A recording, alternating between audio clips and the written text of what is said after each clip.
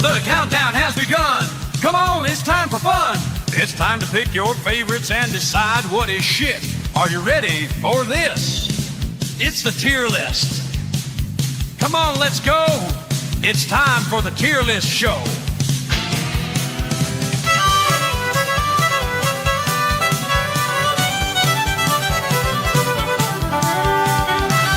Tonight we're going to talk about them pesky leprechaun films on the tier list.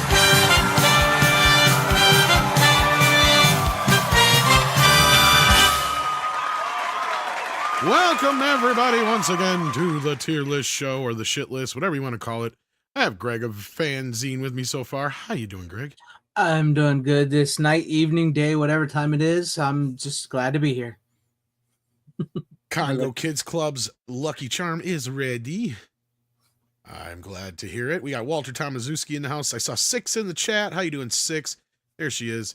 Tropicana pudding, or tapioca pudding is nasty. It is kind of nasty because you got like the, what is that, rice or whatever that's in it? It's kind of gross. Yeah, it's kind of gross. We got Alan in there. We got Keith hanging out. How you guys doing? Captain Palsy's in the house. How you doing? It'll be short and to the point. That is correct. And just like FKHC 2005 says, this will be a short list. Yes. Puns intended. And look, Six is sending us rainbows and four-leaf clovers. Oh, Thank that you. reminds me. I got my luck of the Irish. You know, that's one of the few, like, because, you know, I got all kinds of these, like Jaws of Revenge, Freddy, Chucky, all those. Leprechaun is one of the only few I don't have anything of yet. I even got Ghoulies. Yeah, nice.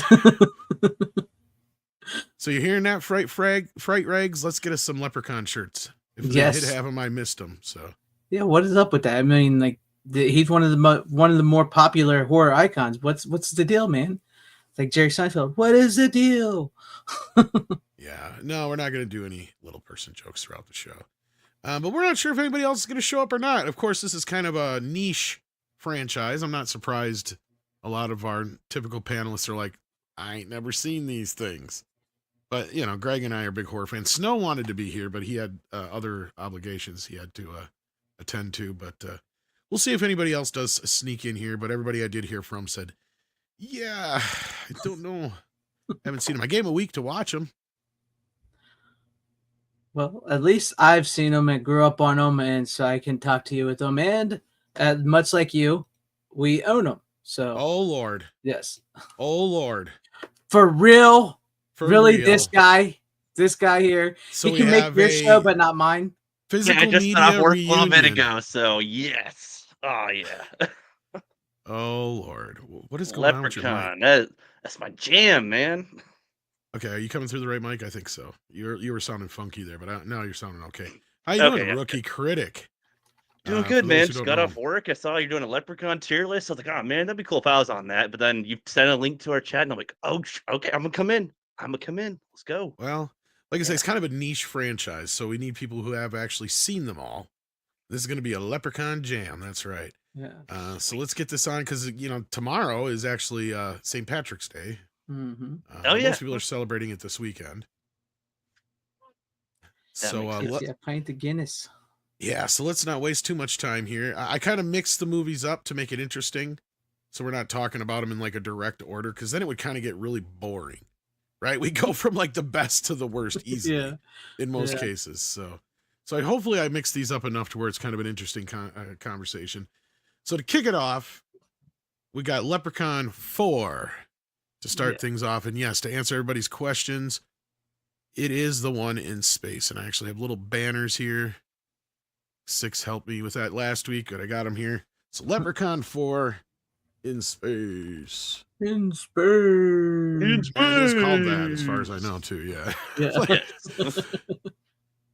So resurfacing on an alien planet, the Leprechaun, played by Warwick Davis, abducts a member of the world's royalty, Princess Zarina, in an attempt to wed her and become the supreme ruler. Unfortunately for the diminutive schemer, well-armed soldiers arrive to foil his plans. Not easily defeated, however, the feisty Leprechaun continues to battle the warriors while also contending the warped scientist known as Dr. Mitten Hand. What's funny about this is how much fun this movie has with the idea that it's obviously Leprechaun in space, horror movies going to space. And this actually predates like Jason X and a couple of the other ones. The only one I think had gone to space at this point was Hellraiser. So, yeah, I think so. Yeah. Oh wow. I remember I was so excited to see this one because Heidi from Home Improvement was going to be in it, and I thought we were going to finally. Oh, get that's to see right. her They even boob. did a thing on Entertainment Weekly or Entertainment Tonight and everything like that about it. I remember you saying. Now you said that. I remember that. Yeah. I remember because there's a scene. It's like right there. It's about to happen, and she's the between the man and the woman and everything, and it's like nothing. It's like I waited all this time to see him, and I don't get to see him. Man. Heidi Ho, good neighbor. Yeah. So, Alan Tidwell, if I'm saying that right, or Tidwell, says, why no a very unlucky leprechaun? You know, it's funny you mentioned that. I was just saying to Greg before the show, there isn't like a shit ton of like St. Patrick's Day / Leprechaun films. I said we could have had some fun and probably threw in the handful of Leprechaun films that are unrelated to this franchise. There's like But- Luck of the Irish. Yeah, but see, I wasn't sure many of us had actually seen them. So, Yeah, like, no, Yeah. that's like the only thing I can literally think of. I can't think of any others. right Darby now. O'Gillis and the Little People and stuff like that. Yeah. Yeah. There's ones that have Scottish people, but it's probably nothing about St. Patrick's Day. Well, then there was also like there like Full Moon Features did like a Leprechaun franchise too, but it was a family version of like not like same related in any way. It was just like a whole separate thing. I can't remember what they were called, but it was like Magic of the Leprechaun type shit. Like, Yeah, just something like like that. random family named shit. Of course. good old Full Moon Features, Moonbeam Entertainment. Moonbeam Entertainment, that's right. Yes, yes. As far as like Leprechaun 4 in Space, I can't say it's a great movie. I would probably give it a D, but it is a fun watch, regardless. It's got its moments. Like someone pointed out in the chat, when he gets real big and he looks down his pants, says bigger is better. That is great, and it's got the whole like what's that? A 2001 Space Odyssey type scene in the movie that it Makes fun of. I think that Star Wars. Yeah, and it it does parodies another quite a few space things. thing. Yeah, Yeah. yeah, the period is all of them. So I mean, it's a fun watch, but as far as movie level goes, probably a D. I want to say a C almost, because it is enjoying, but I don't know. It's a D level movie, I guess. Yeah, I think I'd agree with that. I think because it was the fourth one, they had 1, 2, and 3, and then by this one, they're like, all right, 3 was really silly, but I feel like there's a level where they're still trying to take it a little seriously. And then this one, they're like, let's have him in space. Who cares? Like he warps reality pretty much. Like whatever. Yeah. Just why not? And then RJ And what Godzilla, year did number 4 come out? 1996. Okay, yeah. And it's true, Critters did go to space in the fourth film, but they kind of came from space, so that was a little different. Yeah. But The back to Critters 4 space. is clearly like a ripoff of Alien. Like Yeah. it's like we're gonna do Critters in space, so it's Alien. Going back to space. Yeah. And they even get what's his name? Chucky. I can't think of his name all of a sudden. Oh, it's got a great fucking Yeah, it's cast. got a That's where all the great money cast. went. Yeah. You had Brad Dourif, what's Yeah, her face who Dourif. played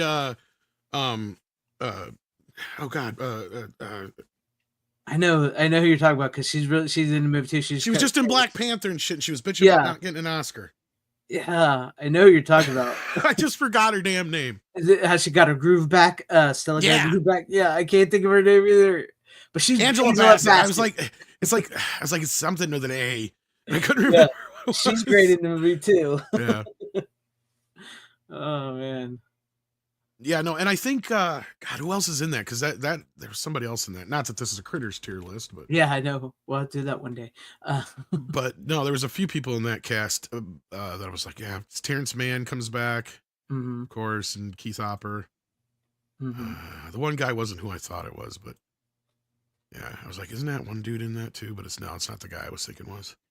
Anyway, that being said, so yeah, Leprechaun 4, I'm kind of with you, Greg. It's like D tier. What do you say, rookie? Steve. Yeah, I agree. Again, it's like it's the first one I think out of the whole franchise that it's like, all right, let's stop trying to make it like any sort of sense or like continuity. Let's just really wacky now. You can do a lot of things in space. It's a leprechaun from Earth. That's a weird creature thing in space, and it's a killer one. So whatever. Like there's a lot of weird things they could do with it. I think it just the jokes are bizarre. Like I remember like the with the princess, she's like, oh, you're so gross. That like at some point he like makes her look ugly or makes her think she looks ugly, and then he's like, I'm actually. It's hard on me to be with you. Look at you, or something. And it's like she's like, what? Oh no, I got zits, and I don't know. It's like it's not really funny, but it's like he thinks it's like a burn, and so it's funny in some way. I don't know. It has its moments, but yeah, I agree. It's like D tier at best. D tier, yeah. Yeah. All right, we got a super chat. Look at that. Yes, SFX right. S Saber or SFX F314 Sabertooth Raptor. Such a mouthful. Sends in $5, and that's what she said. Hello. Nobody ever tells me that. Sent some Tox Leprechaun pictures to you as a set, as it is perfect for what you were doing tonight. Oh, did you on in my email? No. Oh, are we talking some little people toxic leprechaun? Well, as in toxic man flu, I think he's what he's referring to. Oh. So yeah, here we got. Yeah, I think that's what it is. Oh my. He's running from Spider-Man because he hates Spider-Man. Oh boy, that one's there is good. That makes him look like a Muppet. Like if Toxic Man Flu was a Muppet, that's what he'd look like. Thanks, SFX 314 Sabertooth Raptor. That is great. And thank you for the support. Yeah. All right, let's get back into our list here. So next up, okay. So this is where we're gonna have fun. Oh, Leprechaun Returns. So now, this thing, for those who don't know what the hell it's about, this came out in 2018 on the Sci-Fi Channel. It is a sequel to the original film. Yes, correct. That is a description of it. That's about the best I can say. No, like the actual description of the movie is there's some sorority sisters who unwittingly awaken the depraved leprechaun who decides to teach them a lesson in murder. And of course, one of these students just so happens to be the daughter of what's her face's character, Jennifer Aniston. Jennifer Aniston from the first movie. And Warwick Davis did not return to play the leprechaun, although we do get another cast member returning. I'm trying to remember his name. Mark Holton, who played Ozzy in the first film, does return, mainly just to birth the leprechaun. So, it was really lame because he just like goes near the well and then he just it splooges out some water, green water or something, and then he bursts it out. Yeah. Yeah, I mean, okay, first of all, the whole idea is that because Ozzy swallowed the coin in the original film, and that's why the leprechaun was after him. Yeah. I mean, after about 2 days, I don't think that the coin would have been a problem anymore. Let's say. No. Yeah. Like, unless you dished it out of the turlet. So that's the other thing, is they kind of set up this idea that he still has this coin inside him, and that's like the power of the leprechaun that rebirths the leprechaun. And this is supposed to be the same leprechaun that's in the first movie. Mm-hmm. Now, bless the little person who's acting as the leprechaun, because he does do the best he can with what he's got. Yeah, he did okay. He's probably one of the better parts of the film, but the rest of the movie is so bad. Yeah. Honestly, the little guy wasn't bad. It's just they did weird choices with the film, so it just altogether doesn't mesh right.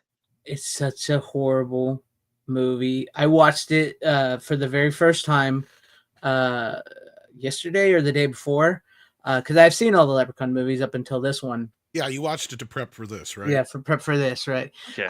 I've been delaying it because I've heard things about it. No, I think I talked about it at one point. I was trying to describe this to you guys, and it was really weird too. And I'm giving this movie an F right off the bat, so that's it's an F. It is a horrible movie. It falls directly into every bad sequel legacy trope there is. It disrespects the legacy character of Ozzy. I think it even invents a few new bad ones. Right? And on top of that, like I was telling you earlier, on top of that, it's filmed in South Africa, so most of the actors have really bad American accents, and you can tell right away they're not American except for Ozzy and the chick playing Jennifer Aniston's daughter. It's so stupid. She's like, "Oh, I'm going to the sorority house where we're trying to say," and it's filled with so much modernism bullshit that just dates the movie instantly. That is so annoying. And it's like, I'm going to this house. And why would she have a sorority house in that little itty bitty town? Like, right, a little bitty town. It just so happens to be the house her grandfather, Jennifer Aniston's dad, bought him. But yet when she gets there, there's no mention of that at all at the house, other than when she's in the truck with Ozzy. That's it. It makes me wonder if that was an afterthought and she wasn't even supposed to be your daughter at first or something like that. And they're like, we need to connect this to the original movie a little more. Right. Because you know what this reminds me of? What? I think it was the same people who made that Critters Rehatched movie. Oh yeah, that was horrible. And where you have Dee Wallace in there for absolutely no fucking reason. She's not even real. I mean, she has the same name that she did in the first movie, Ellen Brown. Yeah. Or Helen, I mean, not Ellen. But she's like, she's not even playing the same fucking character at this point. Right. Like she's some critter buster or something all of a sudden. It's like, what the fuck?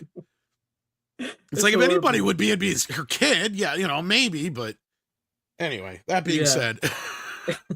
It's like you said, the guy playing the Leprechaun is great. And like you mentioned, I know we haven't mentioned it yet, but like, just so everybody knows, we lost Rookie. Each Leprechaun. He'll be back. He'll be back, sadly. Like the Leprechaun, he'll always be back. Be back.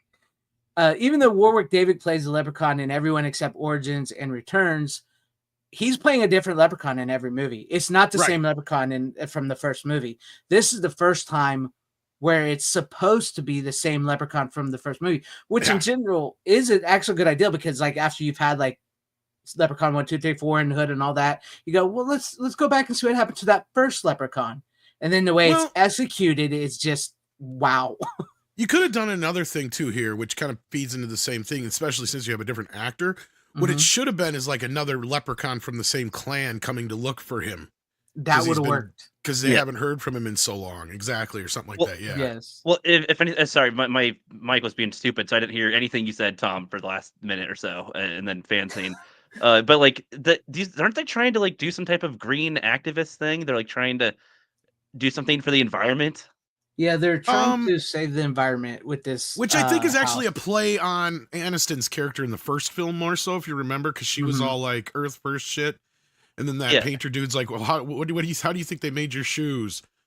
Yeah. I thought it would have been kind of funny. That's right. She was more of a vegan. That's what it was. She was not vegan. So much she would first, eat chopped up cow. Like they're trying to make the sorority, like their thing was they're like, oh, we're on like solar power and we're like doing green earth things, and none of it would have been good sense. If they did something that ends up, releasing him, like, maybe that would be something. I don't know. Well, that's what I said. I said the better plan would have been, since you have a different actor playing him, it should have just been another Leprechaun coming to look for the original Leprechaun after 20 years is what it should have been. That would have been better. And then trying to figure out what happened. And then he's like, okay, knowing the other Leprechaun's dead, I'm going to go find his gold.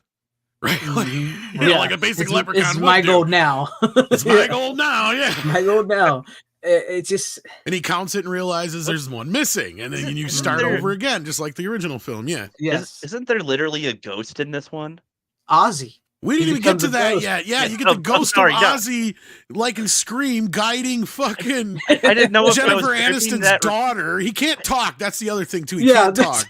I didn't know if I was tripping that out in like a memory or if that happened in the movie. Like I was like, why would there have been a ghost though? There's nothing. No, it comes out of nowhere and you're just like, what the fuck? What is that? Yeah. It's like all of a sudden she's got these psychic powers that supposedly Jennifer Aniston had after the events of this movie. And she starts seeing dead Ozzy and he leads her to explain everything. Yeah. And you're like, what the That's what I mean. It's like they're making a sequel to a movie they never watched. It's like, exactly. You don't remember Jennifer Aniston's character for shit, do you? Right? Like, 'cause she was like total straight up Valley girl / modern California woman being stuck in, this dusty. Oh no, she's out in the sticks. Yeah, in the sticks. Yeah, like that's the whole thing that her character is. She's like, she just wants to get out of there through the whole fucking movie. Like the first 20 minutes, like that's her whole goal. Like she's going to extremes to get the fuck out of there. Like she's even going to set up a fucking hotel room until she sees the Yeah. cute boy painter, right? Like that's her Right, whole yeah. thing. She's like, I'm not staying here, Dad. I don't give a shit. Like, yeah. Yeah.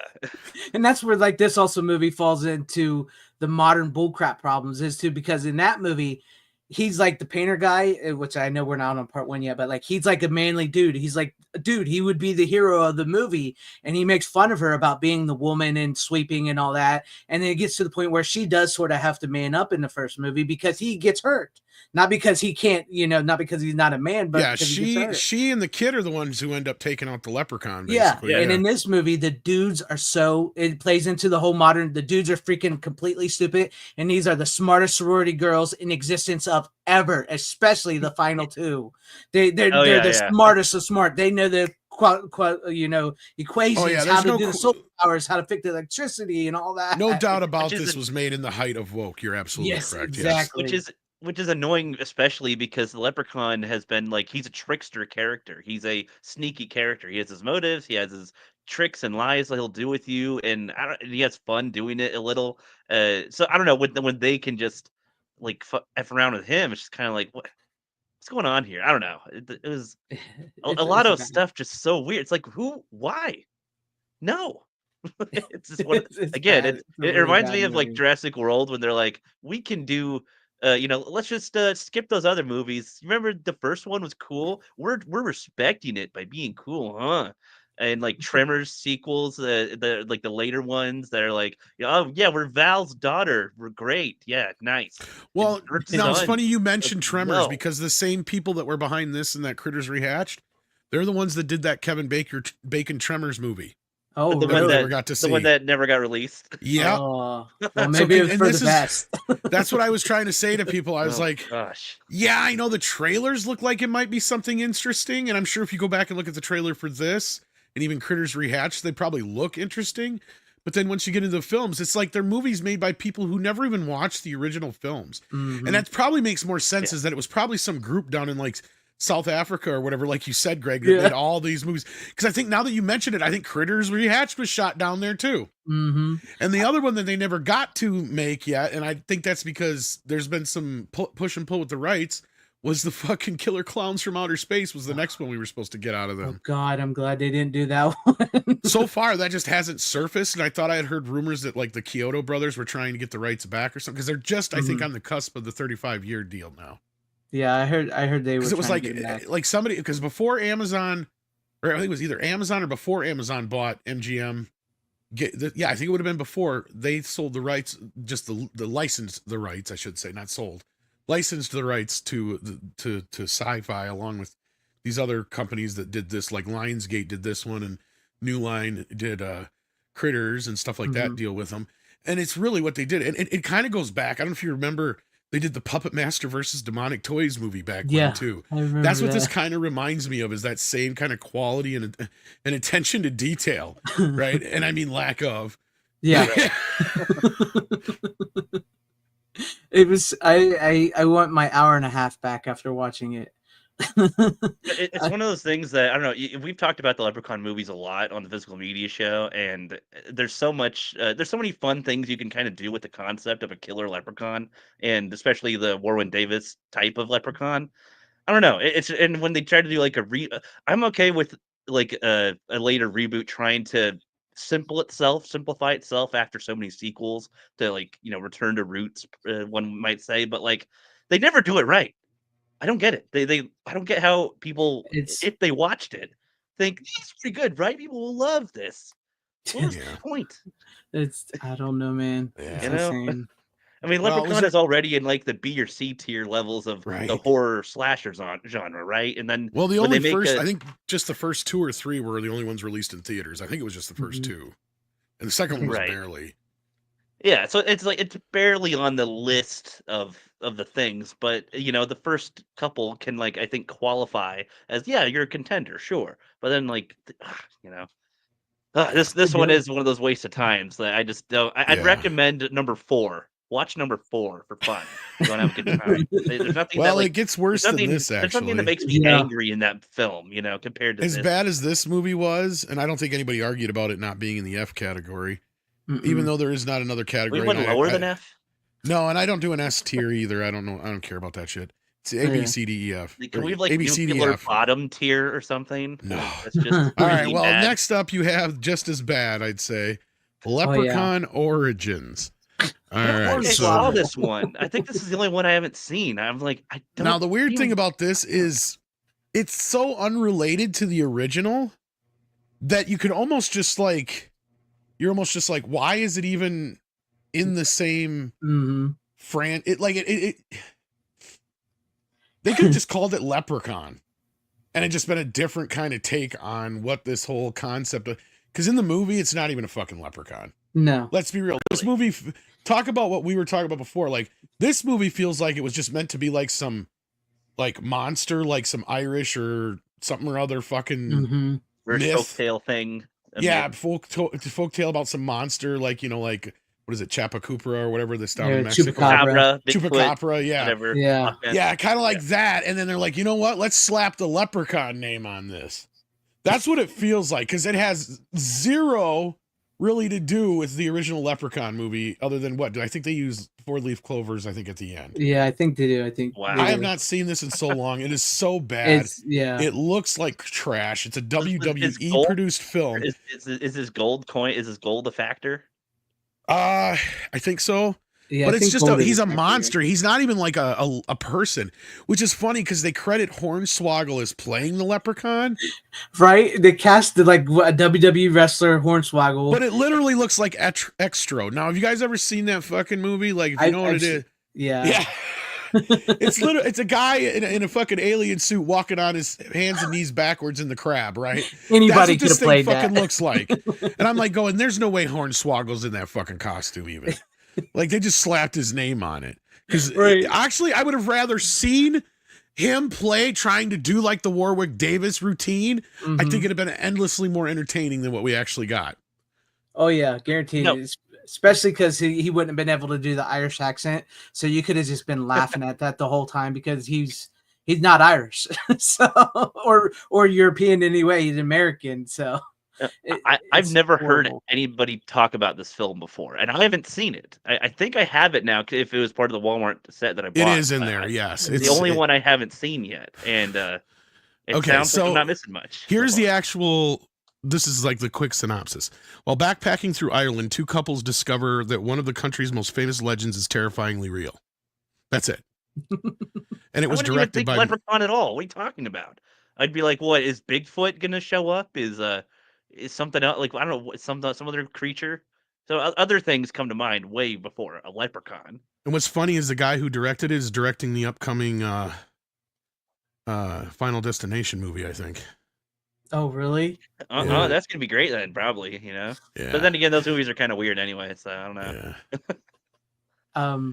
You can't even laugh at this one like we did at the Returns. That's the sad part. You're right. Yeah. So I mean, if you did go lower than F, it would deserve See, lower than you F. need to have like a nuclear tier. That's like F is you're dead. Nuclear is it does damage or something, I mean, or like so yeah. something that is worse than an F. even as bad as Returns is, like we mentioned, the guy playing the Leprechaun is you can get a laugh out of him. So that's other true. than that, you know, you just it's just the origins is so dumb, and like Tom said, it's like a monster. Why they would even use the wrestler other than WWE had the rights or whatever at the time for this movie, because they were trying to make movies at the time. This is definitely not one of their better movies they've made. So What year I did, don't what year recommend did this it. come out? 2014. 2014. Okay. See, now when you said a wrestler did this, I guess I imagine Randy Savage first. Whenever anybody mentions a wrestler, No, someone's like, Hornswoggle was "We're the a little Leprechaun. person. I'm gonna get you. Give me my gold." You know, No, something like that. Hornswoggle That'd was be a funny. little person. He was a little person. He is a little person. He's not dead. He's still alive. So he is a little person.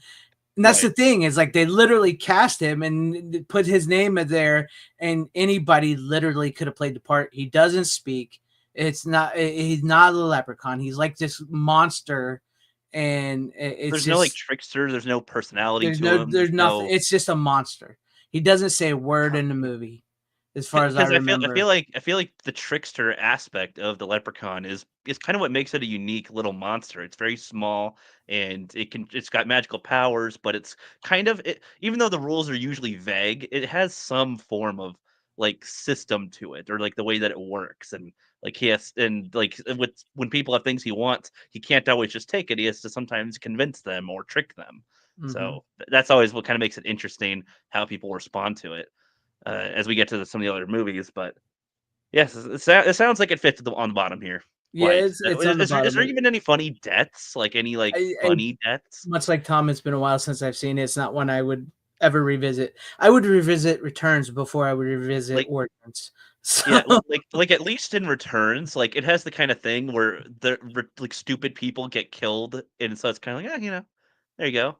Like one dude gets like yeah, sliced in half in Returns. I was like, that's yeah. kind of I guess that's yeah makes you I go mean, I'll give them credit "Eh, for actually using practical effects with the stuff yeah like that. So, yeah. but Sander Hammerslag in the chat says Leprechaun versus Chucky. I would see that. I would pay to see that. But That you'd would be have fun. to. That would be fun. That would be great, but you'd have to put it. You couldn't set it in modern times. I think we've talked about this once before. Like some of these slashers and movies like this work better if they're set in the era they were most famous in. Gleason. So like yeah, you'd have to make Yeah. Leprechaun versus Chucky in like the early 90s. I think that So would be the perfect time period for you, yeah, early 90s. I would give it like what's his name? The guy that did the Terrifier movies. He wants to do a Friday the 13th movie, and his pitch is that you have to keep him Jason in the 80s. You have to keep him in the 80s. It has to be set in the 80s, and just keep it It in also that vein of simplifies it. movies. That's the ones most people remember, and it just makes it simple because there's like less lore tied to the first ones compared to later. There's Anyway, always a it's movie in just less. between a movie, It's so it's just way less confusing if you just kind of stick to the original if you're gonna use it again. Pika, that would be a good one too. Leprechaun versus the Wishmaster, that would be a good one too. I If don't you've know what never that is. seen the Yeah. Wishmaster movies, Yeah, I don't know what that is. you should see the first two. That would be a good one. Yeah. Witchmaster. Yeah. No, you were saying before that. No, I was the chat was like saying Leprechaun versus Chucky or Leprechaun versus the Wishmaster. I think those would be interesting movies to have made. But like Well, these, the said, beauty you'd of have the to keep them in the Leprechaun is he's 90s. transcended all the eras, right? Because we have Mm-hmm. all sorts of different time periods and places that he's taken place in. But I agree with that aspect. Like, 'cause, I mean, if you stop and think about it, at first you're like, why? Why wouldn't you modernize? And it's like, well, think about it. 9 times out of 10 or 9.9 times out of 10, even when you do Frankenstein, Dracula, they always take place in the same time period. Mm-hmm. Yeah. You could try to update them. They have, but I mean, They always lose some of their charm though when you do them. exactly. There's something about it has to be in that gothic era. Well, I think it is yeah. because Yeah. when you end up changing it a little too much, then you're almost making something different again, kind of a thing. Leprechaun Origins.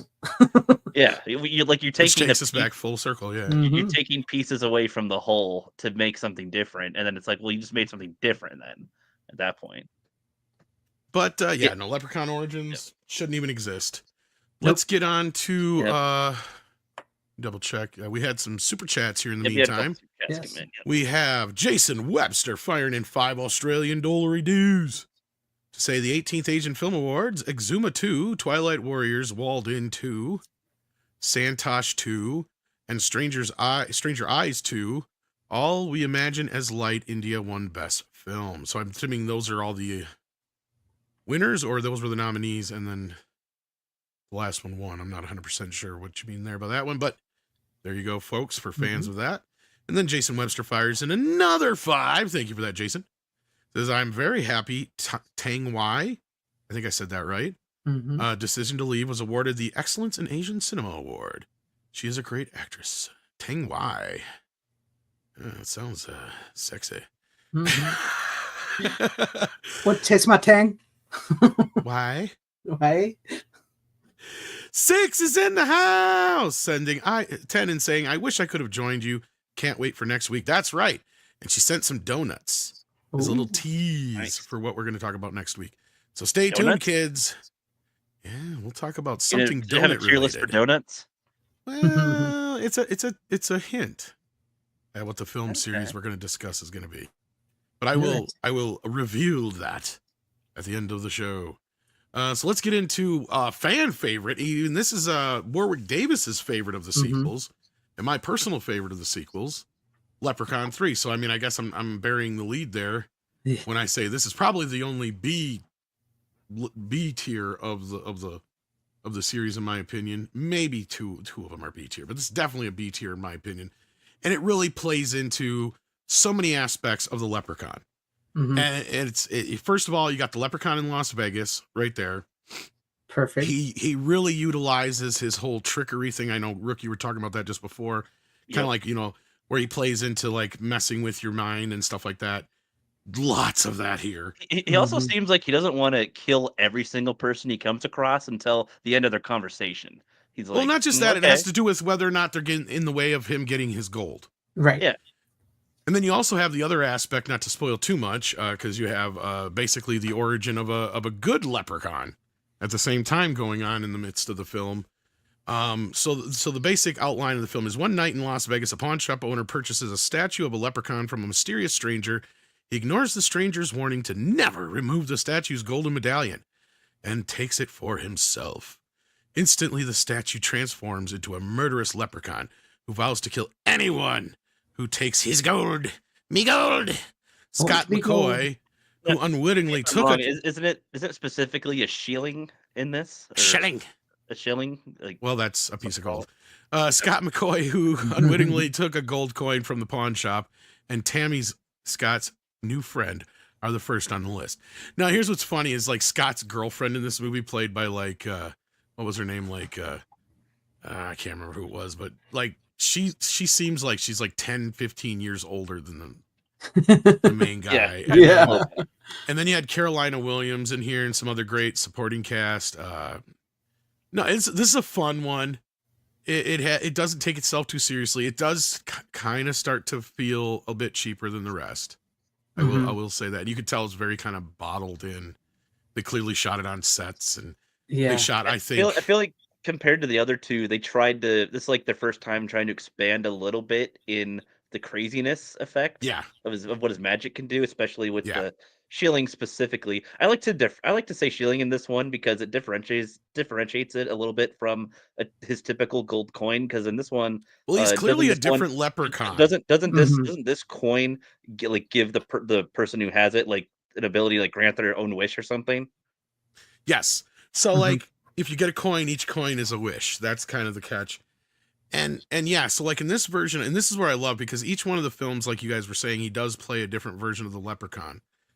And the only exception might be Back to the Hood. I'd have to go rewatch that again. I can't remember, but I don't think that's even related to the first In the Hood movie at all. I recollect. Yeah. But yeah, so like in this version, this is a little bit slightly different version than the other ones. And that's what I love what Warwick did with each one of these, is he's not playing the exact same leprechaun. And I think he pointed that out before. And he does, like, the costumes are a little different in each one. But the only thing that ever remains the same are his shoes, if I remember correctly. Yeah. Yeah, because he's like, I think there are subtle differences in the character, but they are pretty close though. But each one, like this one specifically, has even a different hat and stuff than the other two did, and some other things. Like I think the second one, he had a much more elaborate, more old kind of looking costume, because it's an older leprechaun and all that. Yep. That's what I love about the idea of these each being different leprechauns with different kind of personalities and little twerks. Even though they are the same actor with the same mannerisms, they still managed to make them different enough, and not in that sense that you just have different costume designers and different makeup people or anything like that, but just the way that Warwick came to the character, right? Because like this one, I agree with you.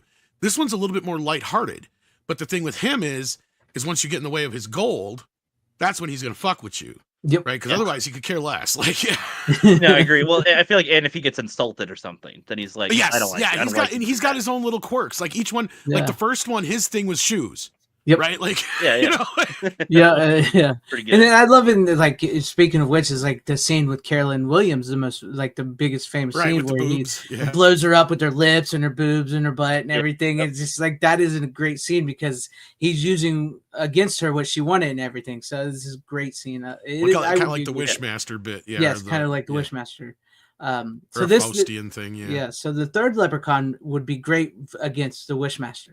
That would be a great movie. I mean, I dare even put this in A tier as far as Leprechaun goes. I'd almost put it right up there with the first one.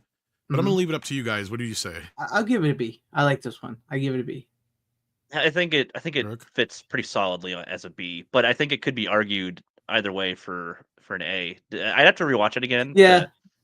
Yeah, you know, the only reason I probably wouldn't argue with it is because it's just not quite as good as the first one, but it is damn close. It is good. Yeah. See, we even got an A in the chat here, so I'm not alone at least. Yeah, I don't think it would. I think if you wanted to put it in an A, it could be an A. It's like right in between. I would say like an A. Is there like something you could put them in between an A and a B there? That's a little more than a B plus, but a little lower than an A. That's I would give it that. And Rookie goes out again. He's gone again. All right. Speaking of Leprechaun in the Hood, that's actually our next movie. Now these are the ones I'm a little Friend with Weed is a friend indeed. Yeah. So each one is a bit of a different story. The first one, if I remember right, let's bring up the synopsis. The first one's the better of the two, and probably my second favorite of the sequels. And then Rookie was here, and then he disappeared. His internet must be wonking on him. Ice-T, yeah, this is the one with Ice-T in it, yes. Yeah. And Postmaster P. Coolio's in it too. Yeah. Okay, so when an aspiring hip-hop performers, Butch, Postmaster P, and Stray Bullet cross record producer Mac Daddy, played by Ice-T, their grudge against him leads to their own peril. After they break into Mac Daddy's home and swipe an ancient medallion from the grotesque statue, the evil leprechaun is freed from his magical prison. Soon, the sinister little man is on the trail of Butch and Postmaster P and Stray Bullet, along with Mac Daddy himself. Now, here's the funny thing, because if I remember right from this one, they use the same statue from part 3. I think so, because don't they find him in a wall up somewhere? Yeah. I so think you could, and being that he was in a pawn shop in the last one in Vegas, and I think this one takes place in LA. There could be a connection that you could say this might be the same one, because that's how they defeat him at the end, right? Is they get him back in the statue with the medallion on it? Yeah. So that could be argued, but I don't think it's meant to be the same one. But no, this one's a lot of fun actually, and I think it has one of the bigger budgets of all of them, because it has almost like a $2 million budget. Is this the one with the leprechaun rap where he sings it? Is it this one? Yes. Okay, yeah. So I remember. Yes, this is definitely the better of the Leprechaun in the Hood movies. This is the one I like because he smokes weed with Ice-T or whatever. Yeah, yeah. And he's running like a pimp. He's like a pimp. He's running hose in this movie and stuff, right? Yeah. This is the funny one. This is a this is a good one. This is Okay, I remember this one. It is a different Leprechaun than the one in part 5 now, because I'm thinking of it now, because the one in part 5, Back to the Hood, is much darker and meaner. Like, this one's a lot of fun and goofing around with everybody, and he's kind of like the one. It might even be the same one from part 3. I'd have to look at the costumes again, because he's real chummy and friendly with everybody until he wants. Then he's like ready to.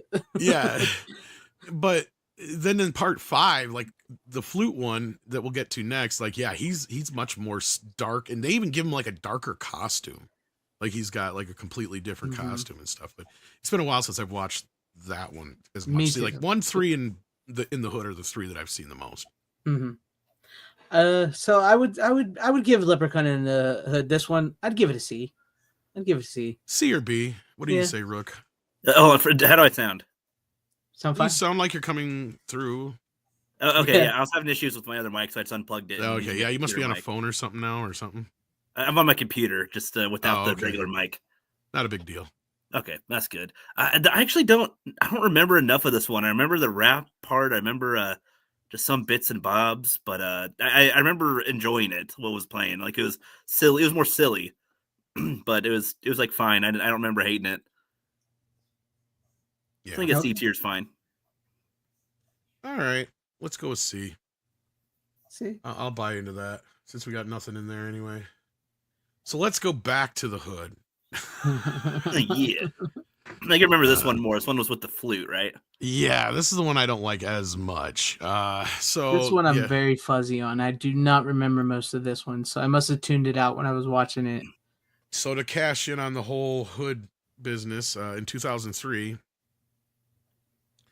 Oh, this is a great picture too. Here, I'll bring this up. This is the one that I was talking about, where you can see he's a much darker leprechaun. Like he even has like a darker costume and stuff. Well, he's going to the hood, so And they give him the longer hair Oh, and like yeah. the black Yeah. because he's Lost like all in weight. black and the raggedy cloak and everything. Yeah. Much more evil. Yeah, he's a mean little bastard in this one. So anyway, the synopsis is city hairdresser Emily Woodrow finds the answer to her financial problems when she stumbles upon a chest brimming with gold. Although she and her friends quickly go from rags to riches, they discover the gold belongs to someone else, an evil leprechaun who has returned from hell to claim his treasure. Speaking in riddles and rhymes, the demon stalks his victims with ruthless determination and scores some really good pot along the way. Well, right there they say he's a demon from hell, so he's much more different. He is much more demonic and mean. Yeah. Like I think they really beat it in like because he does like a lot more. Like he talks in complete rhymes and shit. I think in this one compared to the other ones, like all the entire time. So this one is at best C or D level in my opinion. It's not as good as In the Hood. It's not as bad as some of the other ones, but yeah. Yeah, I guess I'd have to give it a D myself, but I don't remember too much of this one, other than like you guys have talked about the flute. I do remember the flute, and this now is another problem I think too. Yeah, the leleprechaun isn't in this one as much either. Yeah, I don't think I remember seeing him a lot, but I do think I remember him being a little more darker, like we would talk about. So this one, I have to give a D, but I don't really remember much about this one as much as I do the other ones. So well, I mean, I remember the one scene I remember the most. I think is like when there's like three of the main characters are together or something. They like almost got away with the flute or something, and then the leprechaun like uses the force or something to make one of them shoot each other or shoot themselves, or he has makes like one of them kill themselves or makes one of them kill the other one or something. And so, but then he spares two of them, but it's like he has one of them kill their friend, and then they try to get revenge by dressing up as prostitutes or something. Yeah, it goes in weird places. It really has like weird. a weird tonal shift here and there. It's like they're still trying to do the funny bits, but it's like either the director or somebody else wanted to take it back to darker, so it does have a little bit of. That's probably one of the reasons why I didn't care for it as much as it does have a lot of conflicting tonal issues. I think it ends ended up being the last one for a while. So yeah, I think it ends with the last survivor like being possessed by him or something. It's not. I don't know if he's possessed by him, but he has like the flute still, and it's more like, if I remember right, like the whole point of it is like they defeated the leprechaun, but now he is just as evil as the leprechaun was, or something like that. And the fact that he's allowed this thing to become him because he still uses it, and he's the only one left, like he said. He's gained all his riches and power from it, or whatever. But yeah, it's kind of a weird, dark twist. Yeah, I don't remember liking it too much. It's one I watched one of the least of the bunch.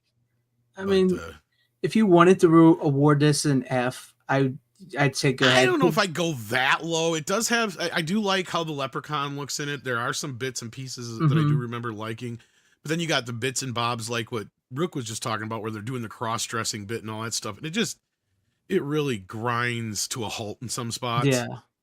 Even though I felt like it was at its peak when the leprechaun like made them kill one of their friends or something, or that's earlier on in the film. That scene itself was kind of intense. Like they're all like frozen, and the gun's like slowly pointing toward him as he's just like mischievously smiling as boom, and it's like, okay, yeah, you guys are free to go. And then it's like, I'm gonna go off with my stuff. You guys get nothing. You lost a friend, and it was that was like the only serious moment in the whole film, and I was like, what?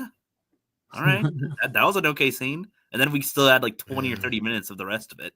I was like, yeah, that's what I'm saying. It just kind of just drags on, even though I think it's actually the shortest of the bunch too. But we'll put it in the D tier with 4. D's fine, yeah. All right, here's the one that's debated amongst fans. Some people love it, some people not so much. I will give it that it has probably the coolest poster besides the first one, and maybe the third one. Although I say it's kind of false advertising because the poster and all that business was trying to sell this thing like it was going to be Leprechaun in the city, when it's more like Leprechaun in a small suburbs. Town. Yeah, like, I mean it's in the cities. It's in the city. It's in LA. We go to a bar. I will, but I think it was shot in Vancouver. Yeah, I will say this. It's true. I love this one. This was the first Leprechaun movie I saw. So it has that, when sometimes when you see something for the first time, that's Yeah. when you sort of connect with. So I understand the complaints on this. I do. I really do. But there's just something about this one that I've always loved that I Right. myself would give a B. Me personally, a B. I for whatever reason I enjoyed it. The blonde in the movie, I always had a crush on her from the time I watched it. Oh, same here, man. Oh, But after rewatching it over the years, she's a horrible actress. Oh, this She's one holds horrible. up like the worst of all of them, probably. Yeah. So just a quick overview Yeah, go before ahead. you get too deep into it. Yes. A yes. Leprechaun, not the Leprechaun, but a Leprechaun. And that's my first problem with it. I'm sitting here expecting it to be Leprechaun 2, the Leprechaun's Okay. back. Oh no, it's a completely different Leprechaun. Surfaces in Los Angeles to claim a bride. As his previous object of affection was denied to him 1,000 years before in Ireland, he kidnaps teenager Bridget, grotesquely murdering anyone who gets in his way. It falls to Bridget's boyfriend Cody to rescue her. Cody enlists the aid of his perpetually tipsy Uncle Morty, who decides to go after the homicidal leprechaun's pot of gold. So yeah, this it's weird because it almost feels like it's a repurposed script. Like it was going to be, and this is funny because this sounds like a repurposed Rumpelstiltskin script. But what's hilarious is the director of the first film turned this movie down so he could go make what movie, Greg? Rumpelstiltskin. Exactly. And why? Because he got like $3 million to make that, and they were only going to give him like $1 million to make that. Big time. I mean, So I think you made the right choice. I think it almost makes me wonder if they just is like, fuck that bastard. We're going to make this movie basically Rumpelstiltskin with Leprechaun. Because that's really what it is at the end of the day. It is, because like the whole plot of this one is like it starts off way in the past in Ireland, and he has a slave, and he tells him, "I'll set you free because it's my 1,000th birthday when I get married." And if the woman I'm going to marry sneezes 3 times, she's my bride, and nobody says God bless you, she's my bride. And his guy's like, "Oh, deal, let's do this." And then he shows the woman he chose, and it's the guy's daughter. And he makes her sneeze, and then on the third one the dad says, "God bless you," and so he kills him, and he says, on my next 1,000th birthday, your ancestor, and that's the blonde girl. So that's like the plot of the movie. So, and yes, like you mentioned before, because like in the first movie, he says he's 600 years old. So in this movie, he's 2,000 years old. And I get it too, because it's much like for Nightmare on Elm Street Part 2, the director didn't care for the movie. So he was just throwing everything out the door and making his own stuff. And I think the studio just let him do this. And I think they deliberately made it like Rumpelstiltskin as a fuck you to Mark Jones, because Mark Jones actually created the character. So I think he got paid no matter what. Yep. So, but to me, like I said, this was my first Leprechaun movie I saw, and so to me, I would give it a B. But if you guys see it as a lesser, I wouldn't argue with you about it. You know what I mean? Now, what's funny is I think MTV or something like that had a contest for this to be in Leprechaun 3. And I think the winner is like one of the people in like one of the casinos or something like that. Following up on it or something like that. But yeah, because there was like this contest, or it was on the video or something like that. I can't remember, but yeah. So yeah, this was technically, as far as I know, the last one that was theatrical released, although there's been some debate on whether or not Leprechaun in the Hood was in theaters, which could be, because that might explain why they have the 2 in the title for Leprechaun 2, because then it kind of starts its own new franchise of sorts. Yeah, sort of. Yeah, like that. So, but that being said, yeah, no, Leprechaun 2 it's fun. It has some fun in it. It's one of the better as far as like special effects. They got, $1.5 million. So it's not like it didn't cost diddly squat. It did okay in the box office, believe it or not. For okay, when I say okay, it means it made $2.3 million. So yeah, oh no, but you got to remember the budget back then was not like the budgets today. So. Right, but I mean, in comparison to the first film, which I think did closer to like 20 or so million at the box office, if I remember right. Yeah. Yeah. So it was a big downshift, but this was made specifically to go not straight to video, but it was made for video. Well, Vidmark themselves were actually a video company, and Trimark was their theatrical arm. And that's really all they did, was do a few theatrical releases just to sell more videos, basically. Yeah, basically. But no, like you said, they were like I know Amazon back then, basically. Yeah, they were. That's funny. That's the music I use in my intro on my videos. The Trimark video music. Yeah, you do. Yeah. So that's because I remember it so much from seeing so many movies. Well, they were kind of more of the higher end, straight to video stuff, if you think about it. I mean, to us, they're like B level, like Rook was pointing out. But if you think about the fact that they would make Leprechaun and Leprechaun 2, put them in theaters for a little bit, but at the end of the day, the whole goal was to sell videos because Vidmark was a video company. But a lot of their movies, even some of their straight to video shit, was a little bit above quality of like Full Moon and even the stuff that even like Roger Corman and stuff was doing at that time. New Horizons and stuff like that. Yeah. So that's why Leprechaun, I think, has had such staying power, is it does have a little bit of a leg up over the rest as far as like the straight to video crap otherwise. And I use crap as the most loving of terms, but yeah. And these movies were, I mean, I know we talk about, I talk about a lot on my channel, but like for the home video market, that's why these movies lasted so long, because they were great sellers and renters at the video store. Well, that's the thing is, I think they made like the first movie, I think made like 30, 40, 50 million or somewhere in that region on video. The second one probably did, I think, 30 million on video. The fourth one, the third and fourth one, I think both did like 20 or 15 million on video. Like, you guys got to stop and think. These guys were selling tons of videotapes. Mm-hmm. And this is where, like, believe it or not, Canon made a buttload of their money. Yep. It wasn't so much in the releasing of the movies in theaters. It was they're releasing the movies on video. Plus, they were releasing other companies' videos because they were one of the first ones to the market with releasing videos. So nobody else had a distribution system set up yet for VHS, right? Mm-hmm. Like, I mean, we can get into a whole history of it, but at the end of the day, like Vidmark was kind of what they had that ripoff of like Dazed and Confused that did all right for them, and some other ones that they did very well for them. They also had the Warlock series. Oh yeah, the Warlock. Did they do the Wishmaster ones too? No, that was Live Entertainment. That was Live. Okay, well, I think now they're the same company because I think the one bought the other out. Now they're Vestron, all under Lionsgate. Now they're all under Lionsgate. But yeah. So that being said, no, I wouldn't give it a B, but it's definitely C level just for the quality. And like I said, go ahead. I was gonna say, what does Rook say about Leprechaun 2? Yeah, what do you say, Rook? Yeah, so I think I'll be in the minority on this one. I think it's my favorite. I think out of the bunch.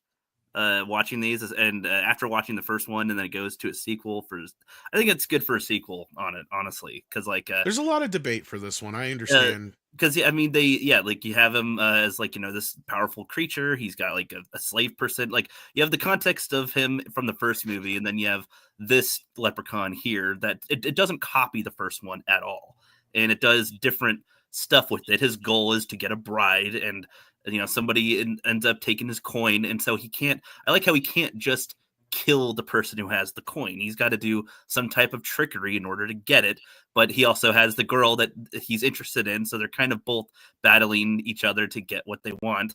And like his uncle, whenever they trap him at one point, and then he's like, I want all your gold, and it's like, okay, no problem, I'll do one of my trickster things and get out of here. And he's I don't know, there's a lot of goofy scenes, like him on the little go-kart, and like him when they're drinking in the bar, like he thinks he can beat him in a drinking contest, and and there's all the little people in there too.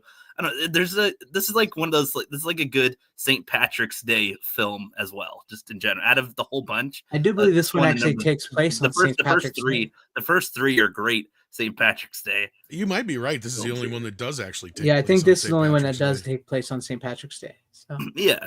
And I don't know, like I like when they're in his cave, you kind of see where he's at with the way he lives, and he's been around for so many years and been around the block and stuff, and he wants to have little leprechaun kids with this chick, and that's a horrific thought alone.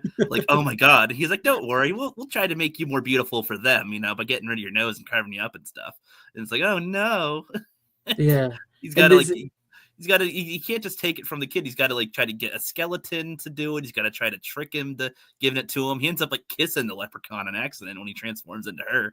But he gives him a fake one. I don't know. There's a lot of stuff with it that it does here that I feel like a sequel like this, especially the way you guys described its production or intention, it accomplishes a lot for that. And I don't know. I'd give it. It's a higher low tier sort of thing, if you know what I mean. This version of the Leprechaun is essentially he's the one that survived the best for so many years. Like over 2,000 years. So he was never mess with the first one was 600 years old. I don't know about that. Don't think they say the ages in other movies too well. Not But sure. Yeah. yeah, but like I mean, if you want to give it a C, like you said, I cannot argue that For with some you reason, I because remember one of them saying they were 400 years old, but I could be just misremembering one of the other yeah, ones too. it could be one part 4 maybe. No, Well, because one he's in like in part the 4, future. I think So. is even. Yeah, I was gonna say. I Yeah. think he's even old. He might be one of the. He might mention it there. You're right. Yeah. That might be where he says he's 400 years old. But see, could be wrong. yeah, it could be. With me though, like I said, I know seeing this one as my first one as a young kid, there's something like in the back of my brain that's going to say that no matter how stupid it is or something, or something like that, I'm going to give it a B. But I cannot argue with people who see it as a lesser movie, especially after the first one, and the third one is a great sequel. So if you want to place it at the C, that's fine. But I would say it's a B for me. I threw it out to the chat. I'm gonna leave it up to them because I know this one's hotly debated. Like this is the one that I think is the most debated among fans. Because like I said, it seems like you have. I would never say that anybody hates it, but I think you've got enough people that go back and forth on it's one of the better of the sequels. It's the best sequel. It's not one of the better sequels. I mean, if it were my tier list, I'd probably put it as an A, but I'm okay with it being a B. I think. Well, here's my thing too. Like going into it, I disliked it for years just because for me, I thought it was a piss poor follow up to the first film. It was the third film felt more like a sequel to the first film. That's what it felt like. And this is what I said for years. I could feel the Rumpelstiltskin in this movie. I guess I've never seen Rumpelstiltskin, so I have no idea what that is. So that's not in my mind at all. Well, we just talked about it like on physical media not too long ago because I just got the 4K. But the same guy who made the original Leprechaun went off and did Rumpelstiltskin at the same time they were making this. And if you like the Leprechaun movies, you would like Rumpelstiltskin. Rumpelstiltskin's a better film than any of the Leprechaun sequels. It is. Okay. Yeah. Anyhow, I that being can see said, how that would affect. But you can see where I feel like, and this is what my theory is that Trimark knew that's what he left to do, and so like to me, this almost feels like this movie was a fuck you to Mark Jones. However, somebody did point out in the chat, the Thalazar Cafe said that the Celtic folktale of the Three Sneezes and not saying blessed comes from a Celtic folktale story. So yeah, I'm sure they did some research and they found some stuff. That might have been something that was always part of but it just feels like it's trying to rip off Rumpelstiltskin with the whole daughter and the curse and I guess like from a person who hasn't seen what you're comparing it to, I can't. It's pretty much the same fucking story. Like, I mean, it starts off, if I remember, like 1,000 years ago, the dad suddenly calls out his name or says his name 3 times or whatever, so he can't do what he was supposed to do with the daughter. And he says, "Curse you, I'll be back in 1,000 years." Like, it's almost literally verbatim the same shit.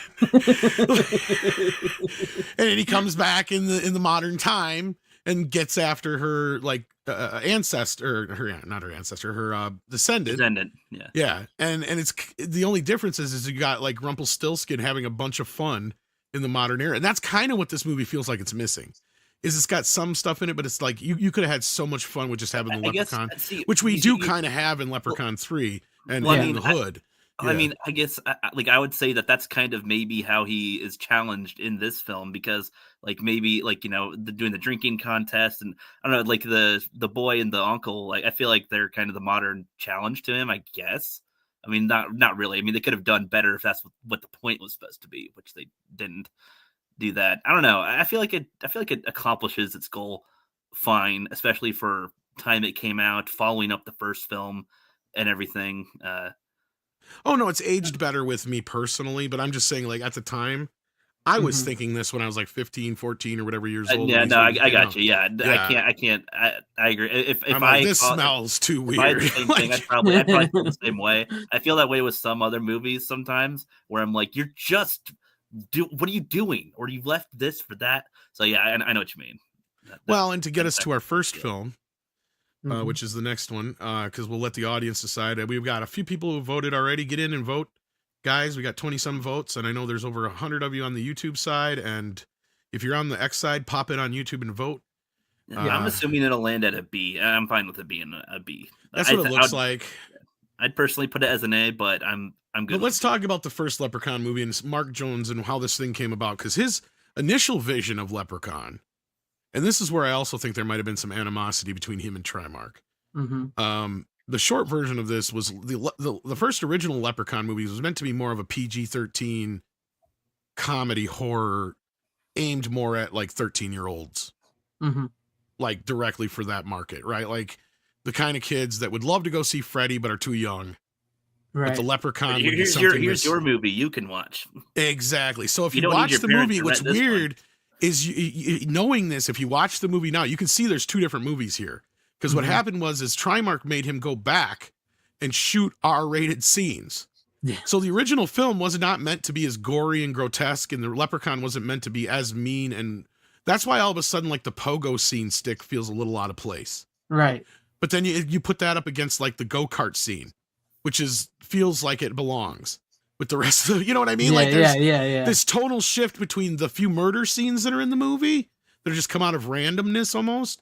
They're not so much out of randomness, but they feel like tonally different than the rest, right? Yes. And then the only other reshoot, I guess, that was a positive was they had the "fuck you, Lucky Charms," because the original was "screw you, Lucky Charms" or whatever it was in the original version. Or maybe I don't even know if they had the kid kill him in the original version. I can't remember now. I'd have to go back and check.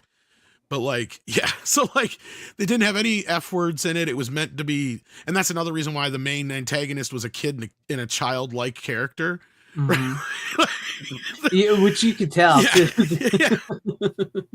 because you could like once you know that story. Because like if you look at it, it does look like maybe it was meant to focus more on the kid and Ozzy more than it was Jennifer Aniston's character and the guy. I think that was the initial intentions. Yeah.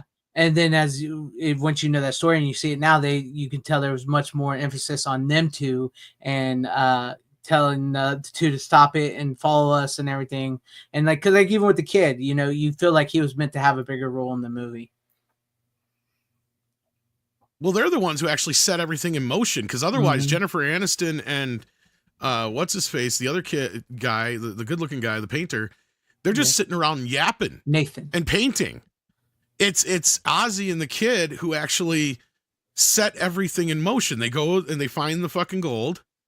Yep. They take it to the pawn shop. They start the whole thing in motion. So they're the ones who are proactive as far as the script. So speaking of, this is the actual plot since we haven't actually broke down. So Dan O'Grady steals 100 gold coins from a leprechaun while on vacation in Ireland. Actually, that's not true. He went to his mother's funeral.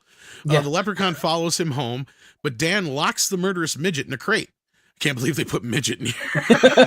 I am reading it verbatim. You know? This is probably like the wiki or Google, whatever. Yeah. So anyway, he locks the midget in a crate and held at bay by a 4-leaf clover. 10 years later, J.D. Redding and his daughter, Tori, rent O'Grady property for the summer. When their new neighbors accidentally release the leprechaun, he goes on a murderous rampage to reclaim his gold. Yeah, I thought he bought it. Yeah, he does. He buys it in the. This is rent here. Whoever put this fucking synopsis together is horrible. Yeah, like the whole thing is like the dad bought it to get his daughter away from the Los Angeles city, the country, and and all that. Yeah, so it's. But I would say Dan O'Grady. Dan O'Grady. Your wife knows how to make a fine cup of tea after you killed her. No problem. Yeah. That opening scene is very dark too. I feel like that's part of more of the reshoots too. Yeah, I mean, because like the way it's like the lightning's going in the dark and she's on the ground dead and he's like stroking out, dying, and the leprechaun's in the box. Even though you come out find out later he didn't die. Dan O'Grady is. Yeah. So later Spoilers. Spoilers. So, no, actually, the story's fairly solid. It is really good. It's one of those movies that's probably better than it had the right to be for what it was. And I think it was Mark Jones who made, like, that's the one thing you feel like you're missing through the rest of the films. Yes, Warwick Davis carries the charm through, the next 4 sequels, but I think Mark Jones' vision, and you see that especially if you see Rumpelstiltskin. It's like, this guy is somebody who could do a lot. He knows what he's going after. He knows what his audience is. He knows the product he's making. He's basically selling you a Whopper, right? You know exactly what you're getting. You're getting the same thing you get every time. This is exactly what you think it is. It's called Leprechaun. It's a tongue-in-cheek horror comedy with the guy who played Willow. Like you've never seen him before, and he steals the movie. Oh God! I mean, look, Warwick Davis has been great as Wicket, Willow, and all these other characters that he's played, even himself in his TV show. Him as the Leprechaun, though, is like Robert Englund as Freddy Krueger, right? Yeah. Like it's chewing the scenery. It's him giving his all. It's But it looks 110%. good. He looks good with Yeah, it. well, he has this, and it's so see, and that's the thing about Warwick is he is so unique in his posture, his stance, what he looks like, that when his stunt double is standing in for him, you can tell. Mhm. Like it is so Yeah. fucking obvious. Yeah. Because like the way he's built and the way he walks and moves, it's like even like when you see him in other things, you're like, oh, that's Warwick Davis. Because you can, yes, an A. You might as well put it up to A because it is Yeah, an I was A. like, might as well just quit wasting time. It is yeah. an A. It is an A movie. His voice is also, I don't know, really, really well here as the Leprechaun in general. Like the way that he does the voice, I don't know, I like it. It's Yeah. distinct. Yeah, I guess. I mean, I think he's British to begin with, right? Mm-hmm. I think it's. But he does a really- pretty good Irish accent. I don't even know why I said Scottish. You guys were talking about Scots earlier. Does a fairly decent enough. I mean, Irish is so close to a British accent anyway, just a slight tinge or twinge Just difference. different drag or something on the. However you want to put it. Yeah, there's a little bit different drag to it, or however you want to put it. And I don't mean drag in like the cross-dressing sense. Drag is. But I mean, in the actual stretch of the words, yeah. And then, anyhow, that being said, no, I mean he embodies this character. It like Robert Englund when the first time you see him on the screen, it's like, oh yeah, this is what he was meant to do. Yeah. Or this is the guy that was meant to do this. Yeah. He was meant to do this. And one of my favorite scenes in this movie, it's not even a kill scene. It's when after he's polished all the shoes and everything, and then there's like, I got an idea to distract him so that Jennifer Aniston can wander off and figure out how to kill him. And like he just starts throwing the shoes, and he's like just starts going freaking out, picking up the shoes and cleaning them and stuff because he's a shoemaker by trade. And he tells you that up front. And I don't know, just that scene makes me laugh, and I love the way he does. I just love the way Warwick Davis does that. Yeah, he's got like an attention disorder. He's like, I gotta do this. If I don't do this, He keeps throwing the shoes out there. He's just like picking up, going. All these super dirty shoes. Well, that's what I said. He makes sure each one of these leprechauns had their own little things. Yeah. And I don't know, that was clearly something that was probably written in the script, but from that moment on, I'm sure that was Warwick who had like, look, I got to have a little thing that makes this one different from the last. Well, no, I think that was a good move because if the shoe thing was a repeating trope, I think that would get boring really quick. Yeah. It'd be really lame really quick. And some of them wouldn't give a shit because, like I said, you get the difference in the personalities of some of them, right? Yeah, Like, it's like, I don't care about the shoe. What are you talking about? I'm trying to get a bride. I'm trying to get my shilling. Well, not only that, like at that point, like that one's old enough that they probably didn't even have standard shoes. Shit like that, so you don't give a fuck. Lucky to be wearing shoes at all at that point, really. Yeah. The whole like idea that the leprechaun is like into the shoes because of the buckles and all the fancy shoes they used to have back in the day. So it's like, well, of course you treat they made nice. the like iconic look important. Well, I think that also comes character. from, isn't it that legend that leprechauns sneak in your house in the middle of the night or whatever? Yeah, there are weird little shoes stories. or whatever. Did you guys ever make little leprechaun traps in school? I think so. It sounds familiar. Yeah. I mean, it's been like 30 years since I've been young enough that we probably did, but it sounds like we I think we did in elementary school. We like had little leprechaun traps we'd all make ourselves with like a shoebox or something and try to then you like try to put make powder little on traps. the ground to see if you can see the footprints. Oh, that's right. I knew it had something to do with the shoes. Yeah. There you go. It means shoemaker. That's why. Yep. Okay. Yeah.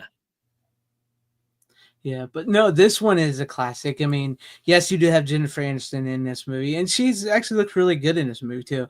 And you have the whole This like is before the nose job. Even. yeah, this is before the nose job, and you have what's talked about earlier, where they totally missed it in Leprechaun Returns. Is like they did like the whole battle of the sexes thing between her and the painter guy, the Nathan, because he's like the manly guy, and he's like, oh, you want to sweep the floor, or oh, aren't you supposed to cook and all this? And she's like, no, I don't eat meat. I'm a vegan and I'm a modern 90s girl and I could do what, and they have this great banter and stuff. And like I said, he's not a diminished character. He's still like a manly man in the movie, and he faces the leprechaun head on, and he just so happens he steps in a bear trap. And so who's going to be the next person to take care of him? Kind of reminiscent of the dad in Critters.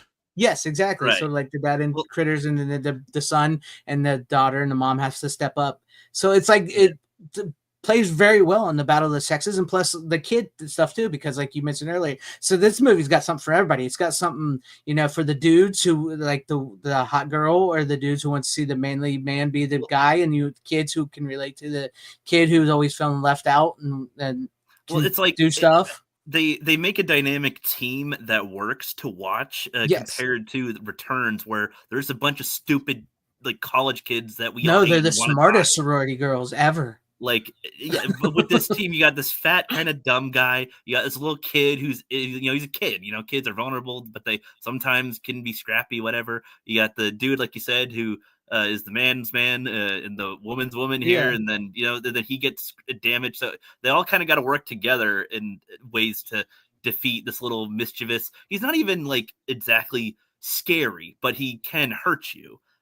So it's like it's bizarre. It's like when they're running away from him, it's like, oh no, we're from that. But it's like, well, yeah, but look what he just did. Like, it's weird because it's like, yeah, it's a little short dude, but he can kill you. So yeah. it's like, oh. No, but and I think Tom's right about part 3 with like the go-kart thing, because in this first movie here, he does get that car from after he does the pogo kill. Yeah. Right, and he goes, and he starts polishing the car, and then he even turns it into this big old beast of it. I just bet it's fun. Small, but like, he rams a truck and flips it over with the car that he got because he fixed just it way up. over the top, kind of cartoony. And then but the other scene you got like is really kind of more straightforward horror, right? Like there's you got that imbalance here, and I never noticed it until years later when I found this out, because I didn't know that was the way the movie was. But then I found out, like the director shot the movie as a complete PG-13 movie, and I think they tested it and it tested well, but this was right in the height of Freddy, Jason, Chucky, all that kind of shit, to where Trimark's like, no, we want R-rated. That R-rated might have been more alluring at the time. That's the whole thing, was like, because for them it didn't matter. See, because the whole idea, the appeal of doing a PG-13 movie was you could put it in theaters and 13-year-olds could go in to see it. And as long as you were with somebody who was 13 years old or older, you could go in and see it if you're technically younger too. Although generally they would use discretion and not let some little 5-year-old in. Yeah, right? Yeah. But that being said, once they bumped it up to an R, that just tells you Trimark didn't give a fuck about the box office. All they cared about was getting those videos out. And to them, it meant more for that video to be in the R-rated horror section than wind up being bounced between like the comedy and the kids section or something like that. So that to them, they were thinking about the video shelves.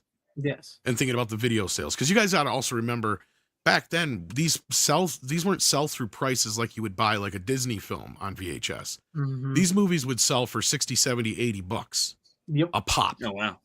Yep. So when you have a video store, you walk in and they got 10 of these bastards on their fucking wall. That's an investment for a video store where they spent, sometimes $500 to $1,000 just on one title. And that's in 80s money, in 90s money. Yeah. And then if you were the video store had the most newest new releases like that of the copy of the hot title, you're making bank right there. I mean, exactly. Yeah. Especially this with is on the shelf mom and next pop. to. This is on the shelf next to Friday the 13th, and that's what they wanted. ones. Exactly. They wanted it to be seen as the next, which it did. There, at the end of the day, you have to admit Trimark was right, or we wouldn't have got 8 fucking more of these. Right. Exactly. Right. And like the thing with this, like you mentioned earlier, speaking of like straight to video, you mentioned Full Moon earlier. It does sort of have a moonbeam feel to it. It has both sides of it, right? It feels like a Full Moon and Moonbeam movie at the same time. Exactly. Yeah. Kind of like what the Puppet Master franchise eventually morphed into later on. Yes, because it almost has got that like the pre-hysteria feel to it, like with the little dinosaurs, because it feels like, you're this small town and it's like this kid and you're meeting these painters, but then you get, like you mentioned, the Puppet Master thing, there's an evil leprechaun trying to kill you. So, yeah. Right. Yeah. Now that reminds me, I wanted to ask you that because I didn't ask you. Was that Jennifer Aniston's voice in Leprechaun Returns, or was that somebody doubling her voice? I think it was somebody doubling her voice, if I remember right. I was gonna say because it almost sounded like her older, but I was like that can't be her. Because I think there's somebody cast as her voice, if I remember right. Because I remember looking it up at the time. I don't remember who it was, but yeah. Well, there was a An interesting No, she choice. didn't want anything to do with it. Yeah, Yeah. if she could take that off her resume, she would. Good. Yep. There's an interesting choice they did in the Leprechaun that I thought that like at some point they, he's like, just give me my gold, you assholes, basically. And then they're like, okay, fine, here's your gold. Gee, leave us alone. He's like, okay, sweet. Takes his gold, walks away, counts his gold, notices just one piece is missing. Yep. Yeah. And they're confused as to why he's still even attacking them. And it's like, oh That's 'cause yeah, Ozzy, the big Ozzy guy and the kid ate- know. Yeah, He I swallowed ate it. it. And so it's He like, dumb shit swallowed a He fucking swallowed coin. it. I didn't Yeah. know. well, so then it's kind of like, okay, just give us the big guy and you'll all be fine. And that's one of the Like, few times in a movie where even though it comes off a little weird, like when they do something stupid like that, where you normally like that wouldn't happen in real life, but like he's got a point, right? Because Yeah. Ozzy thinks like a little kid, so he's Yeah. like, you know how it's real gold, you got to bite it. You he's know, Yeah. like 'cause that's what you'd have seen in movies, right? If Yep. it bends, it ain't real. If it's he's a fool's big, gold or old whatever, yeah. Lenny, So, Yeah, he's basically Lenny. Yeah, you're not Yeah, wrong. yeah, I mean, yes. it's that character, right? So I mean, and he's so great in the film. And if you don't know the actor, you recognize him. You're like, where have I seen? He's Chubbs from Teen Wolf. Teen Wolf, It's yep. probably his Yeah, other big, more well-known role. But Oh, and Pee Wee Herman. He's in. and he's also in Pee Wee's Big. That's right, Pee Wee's yeah. Big Adventure is the. I didn't steal your bike, Pee Wee. He did steal his bike. I know. that's part of like Oh, was why it? I think he's he's a good Lawrence, character. or what's the for- hell was his name in that? No, it's Oh, not yeah, Lawrence. what was his name? Not Clarence, something like that. And Pee Wee Herman was a straight gangster. Jumped in that pool, was going to drown that Fuck motherfucker yeah, for he that did. bike. You won't give me my fucking bike. Somebody needs to put that to like rap music. He's Pee Wee up in there like a fucking gangster just trying to kill him. Oh god, what the hell was his name in that movie? Oh, I gotta look it up. now. Francis. Yeah, Francis. Yes, it gives him the gum, the black gum. It's great. I know, yeah, but what am I? Yeah, what am I? But yeah, you've seen Ozzy, and he's a great character actor from the 80s, early 90s. So yeah. But like I feel like they did. I think they did good by having, because they could have, in a way, like had the movie kind of end with, okay, here's your gold. But it's like, okay, why would he continue to attack them? Well, he ate the thing, and that kind of makes it where like the kid is like, in a way more intelligent than him, and sees him as like a kid too, or something, a big kid essentially. And it's like Well, he's they could, technically like, smarter than it- him. That's the whole kind of thing. Yeah. It gives the characters a choice of like, well, we could sacrifice the dumb one, or we got to protect them. Like, and we got to find a way to beat this thing now, this mythical creature that keeps on screwing with us and trying to, Well, it makes for a good dynamic for a horror one in a way, because it's not your typical, there's a big monster trying to get you, there's a super serial killer trying to get you. It's this little tricky thing that has weird rules of how you can kill it. And it has one thing that it wants, and it's inside somebody's body that you can't get. and he's gonna gut him just to get it. Yeah. Well, no, what the beauty of this is, and this shows you how piss poor writing is today, right? Like this B-level film that we consider it gets better writing and thought. Because think about how Ozzy is structured as a character.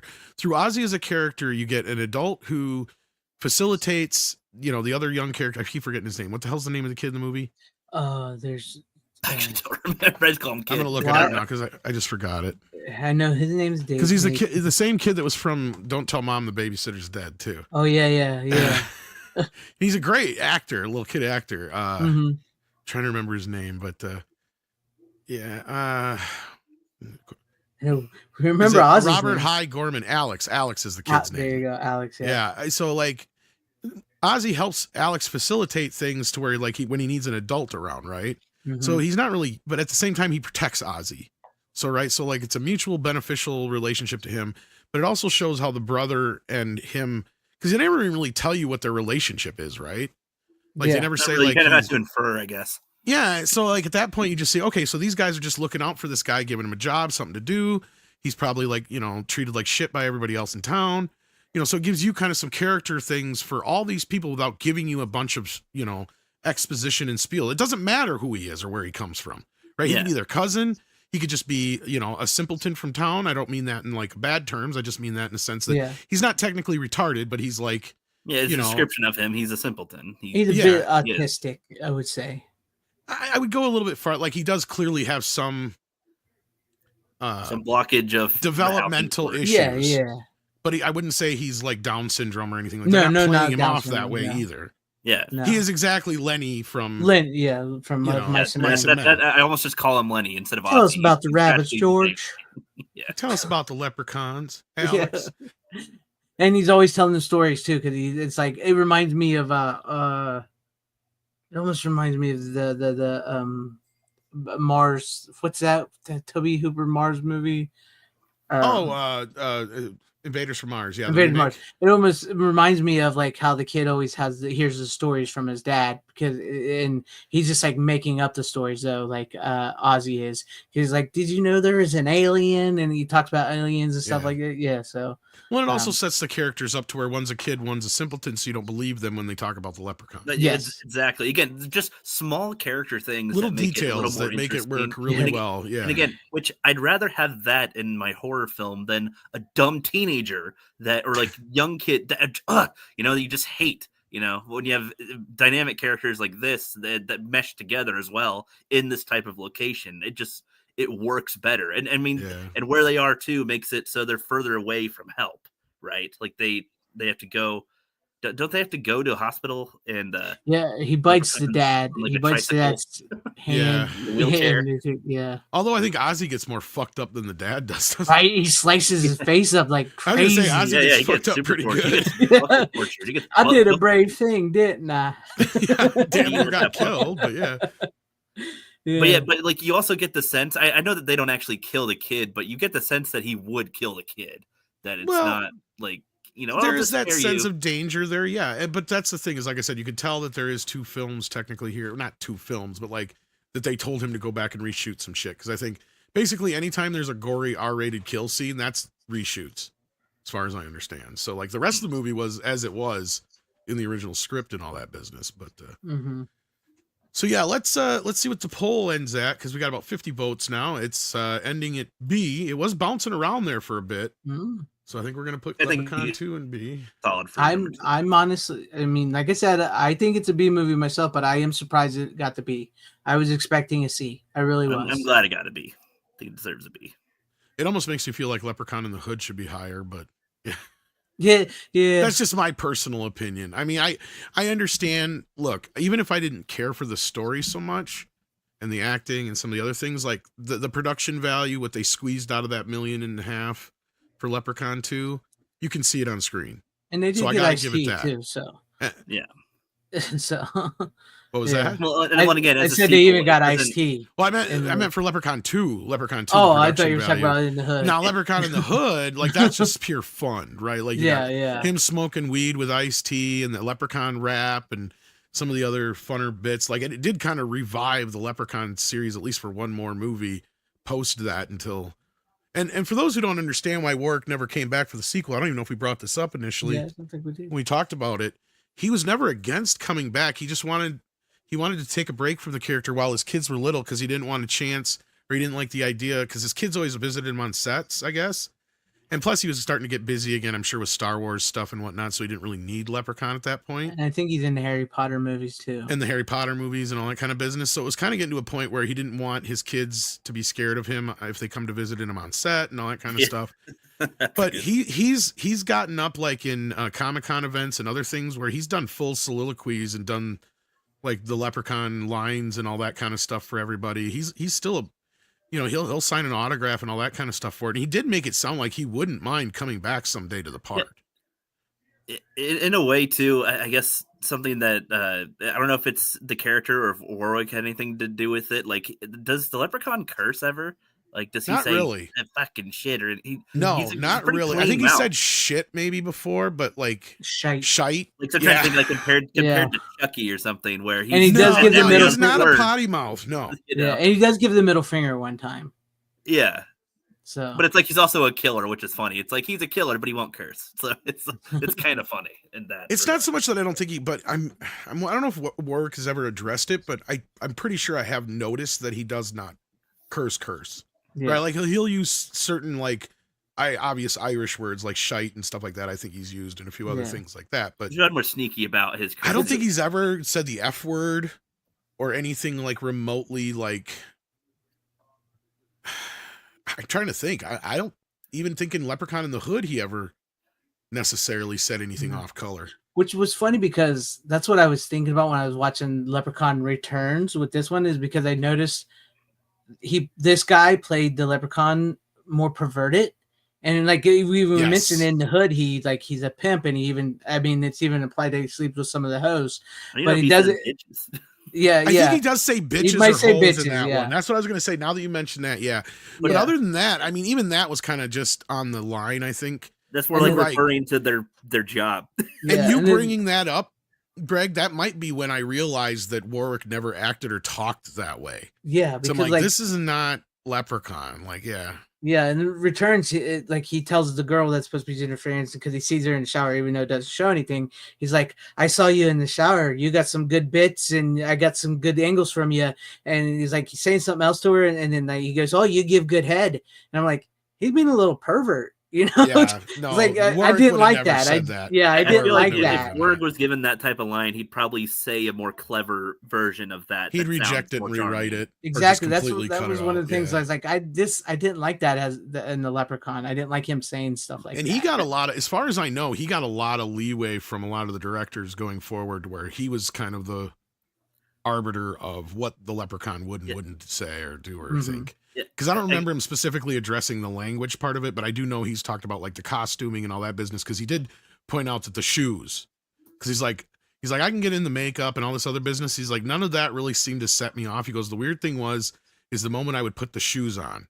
He goes, that's when I would turn into the Leprechaun. And he goes, and that's why I've insisted that they're the same shoes through every film. I remember him specifically saying that. I like that. I like that little, it helps with the character. And it gives him, because he said it actually changes his stature, the way he walks, the way he moves and everything. So like it kind of puts him in the character, because he doesn't really normally. Sorta. Well, yeah, he's on these heels, right? These like fucking 2-inch or more heels.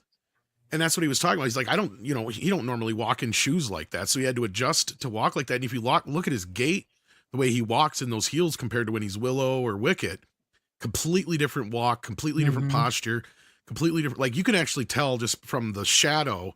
Like I said, you can tell like that's him, right? Like that's his specific body. Like exactly, like that's him. Yeah, I like that, and that shows you like no other person could play this character than him. And the way he moves, like he found a way to move that is almost animalistic. Yeah, right. It is kind of a waddle, like you said, Rook, but it's not exactly a waddle, because he does have a way that he walks. Like like a scurry sort of. No, it's even more of a gait. Like he does have a true gait that he walks, because Warwick actually does have longer legs for a little person. That's why he looks so unique in that part.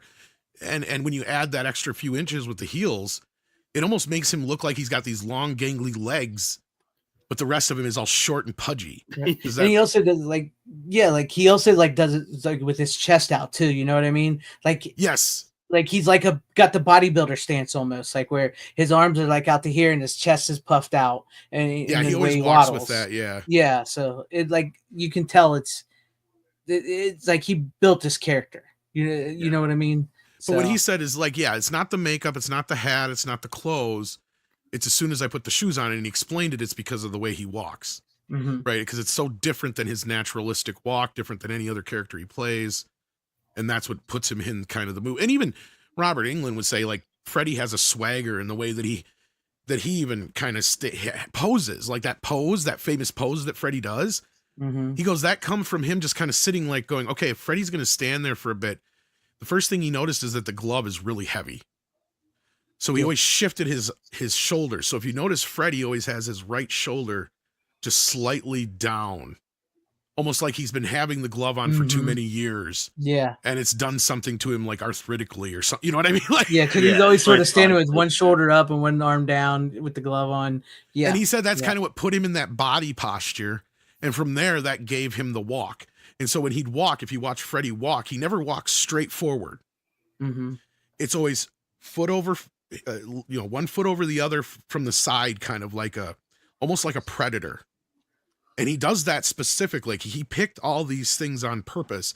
And I guarantee you that's the same way Warwick kind of approached this thing with like, okay, now this is how I am this character. I get into this thing. And even though each one of these is different, that's what I love about Warwick that he's been able to do that was different than what Robert was able to do, was that he was able to bring little new things and nuances to the table that are a little different each Yes. time. He got to play the same character, or not the same character. He got to play the same. Yeah, I guess you could say the same character. No. How do I want to say this? He Same got to play archetype of a character, sort same of. archetype. He got to play a leprechaun, but differently each time. From the same lineage, but different version. Like yeah, different, there you go.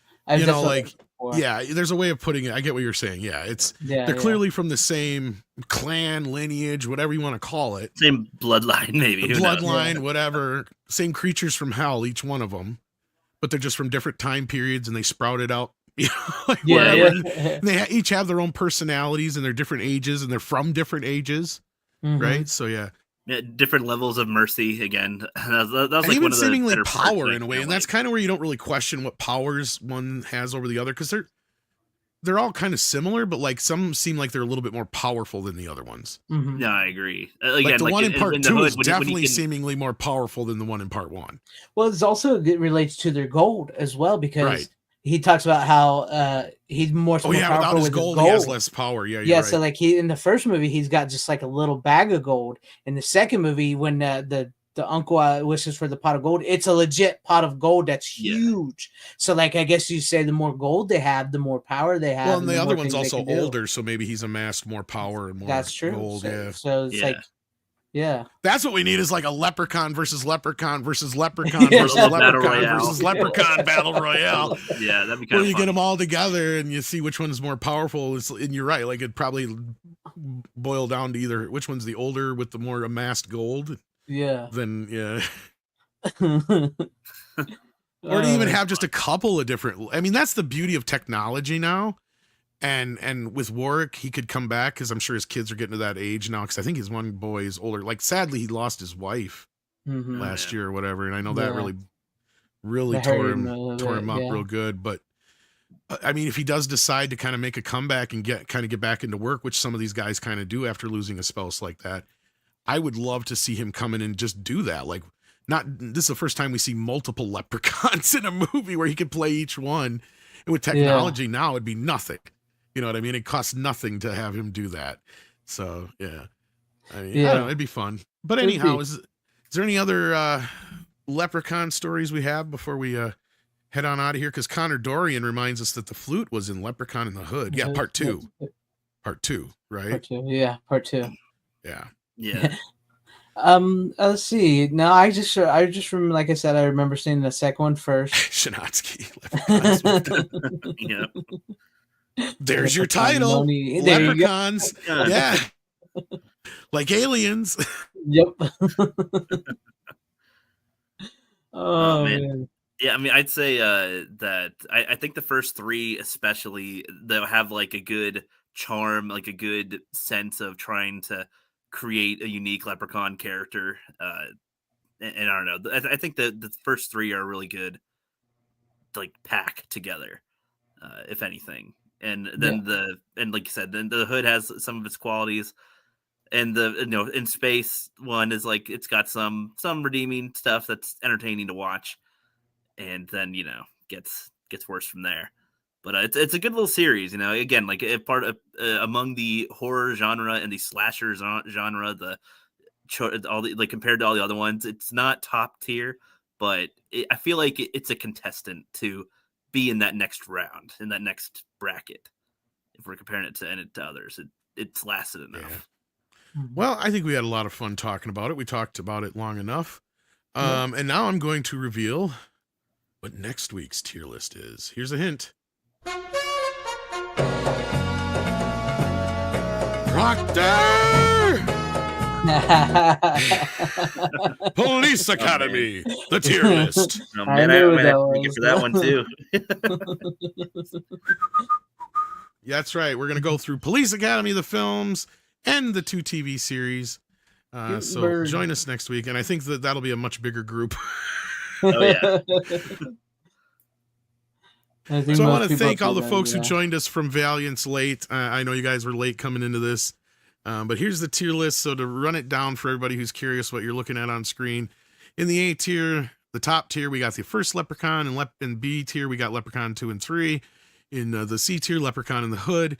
In D tier, Leprechaun 4 in Space and Back to the Hood. In the F tier, we got Leprechaun Origins and Leprechaun Returns. And I also shared it on X. So there you go, kids. That is our tier list for this St. Patty's Day edition of Tier Maker. That was my shitty Irish accent. Kiss me, Yeah, I'm Irish. So yeah. Let's And go I'm get actually some corned beef. I actually am Irish. That's you can see by You would think I am, but I am. I have the ginger beard.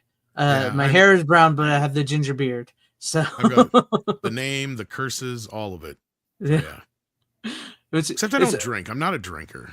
I'm not much of a drinker either. But it's funny because It's like skip this generation, I guess. I don't know. Tell me about it. It's big in the family. Well, John, there's funny you mentioned that Critters. There's only 4 or 5, technically 5.1 movies in the Critters if you count the series. So that's even a shorter list than this. I'm surprised we managed to talk this long about Leprechaun with only the 3 of us. But I have thought about doing like an Easter movies list, which would probably be huge, and Critters 2 would show up on that list, of course. Nice. It's one of the few films that does take place on Easter. It feels like we've gotten a lot more Easter movies that are non-religious films in like the last decade or so than we used to when we were growing up. Yeah. Right? Because I don't know about you guys, but maybe less so Rookie because you're a little younger. But like growing up, it felt like we had shit all for like Easter movies. Yeah, nothing. And now kids got Hop and all this other crap and stuff. Like, I guess my mind goes to there was a lot of TV shows that always had specials on Easter. Like you had like the Ten Commandments. Well, yeah, you had the Easter specials, but otherwise for like movies though wise, you'd have like what, like the 10 Commandments and fucking. I actually have no idea, honestly. I'm like, Critters 2, I don't know. that's about it. Critters 2, yeah, and that was just kind of tangential because of the egg thing. Like, we watched kind of like a Peter referential thing, like among holidays. It's like there's the main holidays, and then there's also Easter. Well, Easter always kind of felt taboo, I guess, maybe because like the Easter Bunny is kind of goofy, and I wonder how many families actually really even do celebrate it, considering how much more of a religious like, holiday do you go more it is. religious or more of the fun, or goofy or something like which, Yeah. Easter Bunny and Jesus teams up in the new action-packed thriller. Yeah. So yes, keep us tuned in because we are going to talk about something Easter related at some point. I do like RJ. Sorry, Tom. I didn't mean. No, you're fine. Go ahead. But I do like RJ Godzilla's suggestion of diminutive monsters list: ghoulies, gremlins, critters. Rubber monsters is definitely one of the things that's going to come up eventually. Yes. Little rubber monsters. Yes. Because that's one of my favorites. Indeed. What's ghoulies? What? Like, we know I've seen Gremlins. Critters is an eventual watch because I have all 4 of those. What the heck's ghoulies? I feel yes. There you go. I feel like. Have you ever seen? There you go, Tom. Okay. I've seen you show this before. Okay, yeah. I just that shows how much he pays attention during didn't know what that physical media show.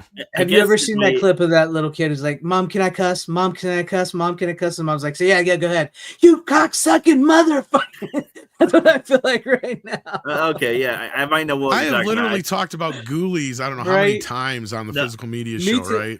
I've talked to the guy that's rebooting Ghoulies on my channel. I was so mad I didn't get to be a part of that, but no, like seriously, I was jelly as hell. But like I've brought on every single release there has been a Ghoulies. Like I've even brought on like the Spanish releases. I mean, maybe that was before your time, Rook, but I don't think I might not have been on any time you shared Ghoulies specifically. It had to be you had to be around by Ghoulies too. Because that's not that old. I even brought that one on. I just don't remember. Oh, so Connor Dorian is saying that the flute was in. I'm pretty sure it was Back to the Hood. I don't remember, honestly. They cut those two kind of blend in my mind. I don't know. Like I said, yeah, you're right. Now that he mentions it, yeah, he's right because, like, yeah, now that I think about it, I don't even have to finish looking it up because it's Ice-T that wants the flute. That's right. Yes. Oh, okay. Yes, you're right. It's been a bit since I've seen both of those, so yeah. The other one was the medallion in the 5th one, I think. Okay, yeah, because you said medallion before. Because he's wearing the medallion at the end when he's in the That makes sense. Yeah. Have you heard? So before we end the tier list here, basically, have you heard of any inklings of there being any more Leprechaun films? I know, like I said before, Warwick had said something about, like he'd probably be, I think he said something along the lines he'd be interested when his kids are older to maybe revisit the character, but I haven't heard anything lately, and Leprechaun Returns was not even received all that well that I could imagine that it's on something on their agenda yet. But never say never, and horror ebbs and flows. And Well, I guess with the Snow White movie out, they're willing to CGI things. Do you think that they'd ever risk making a CGI Leprechaun? I hope the hell not. Well, that's why I I said hope if they're not. smart, and if Warwick is at that point now where his kids are old enough, and since, sadly the position he's in right now, he wants to, maybe bury himself into some work. Doing Leprechauns, plural, I think would be a hilarious, fun revival of the franchise, to be honest with you. Yeah. Not one, not two, but 3 leprechauns you got to deal with or something like that. Yeah. They all want the gold. They're all in a race to get the gold or something like I that. want me pot the gold. They're like brothers and they're fighting over the gold. There you go. They're like a family little thing. Yeah. Kind of there you go. See, we just wrote a fucking great sequel for you guys. Are you listening, Trimark? Or actually, now it'd be Lionsgate, but yeah. A leprechaun mom. No, just kidding. Well, No. You could even do like this thing where like 2 of the brothers killed one of the fathers and one of the brothers isn't as bad as the other ones or something like that too. Yeah. There's all kinds of fun you could have with it. Like they kind of set the premise like with the movies. Like you could have one that's more chill trying to smoke. The other And he's the one that to... ends up with the gold at the end because he half-ass deserves it. One of them's like he a helps hard the people worker kill with the other shoes. 2 badder leprechauns. There you go. Yep. Yeah. The one's trying to make it in the city, And you can even address how, whichever one is in possession of the gold at that time is more powerful. See? Yep. Yeah. And they keep passing around. They keep stealing it from each other, and and people just get stuck in the middle of it all. Yep. Thank you again, Connor Dorian. Yeah. Thanks for correcting us. You are correct. My bad on that one.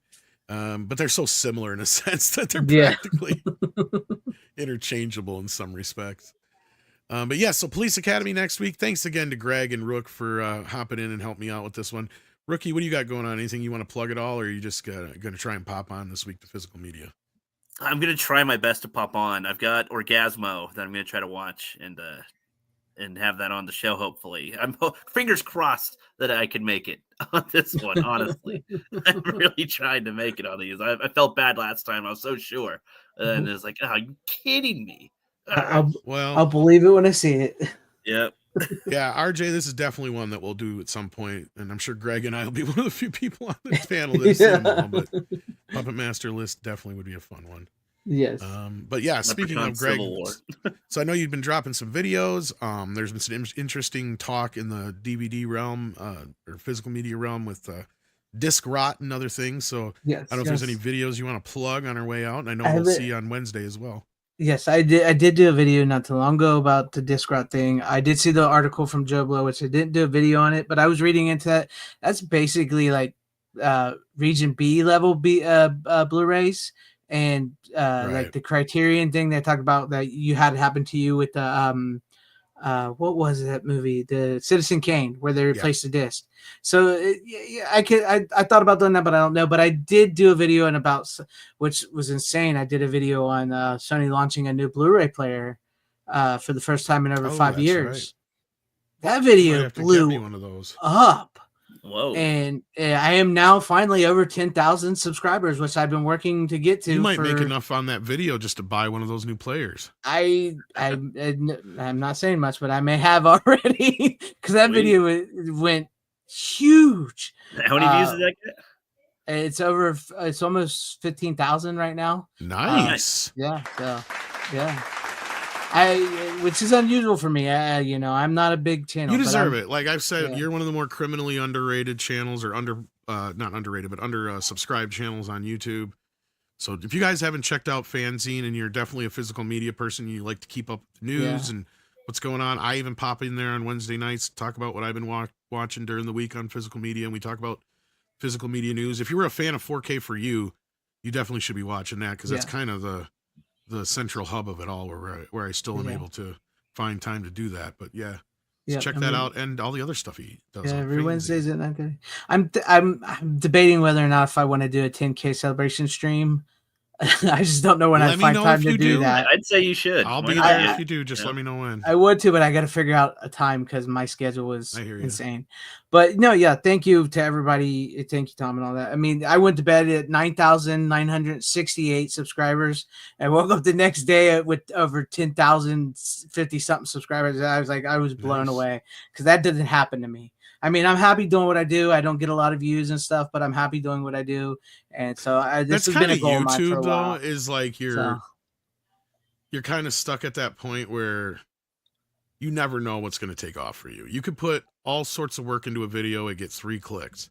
yeah, You can do a throwaway video that took you 10 minutes to record and whatever to put up, yeah. and it's your biggest video you ever did. It's just Yeah. one of those things That- that comes along with YouTube, man.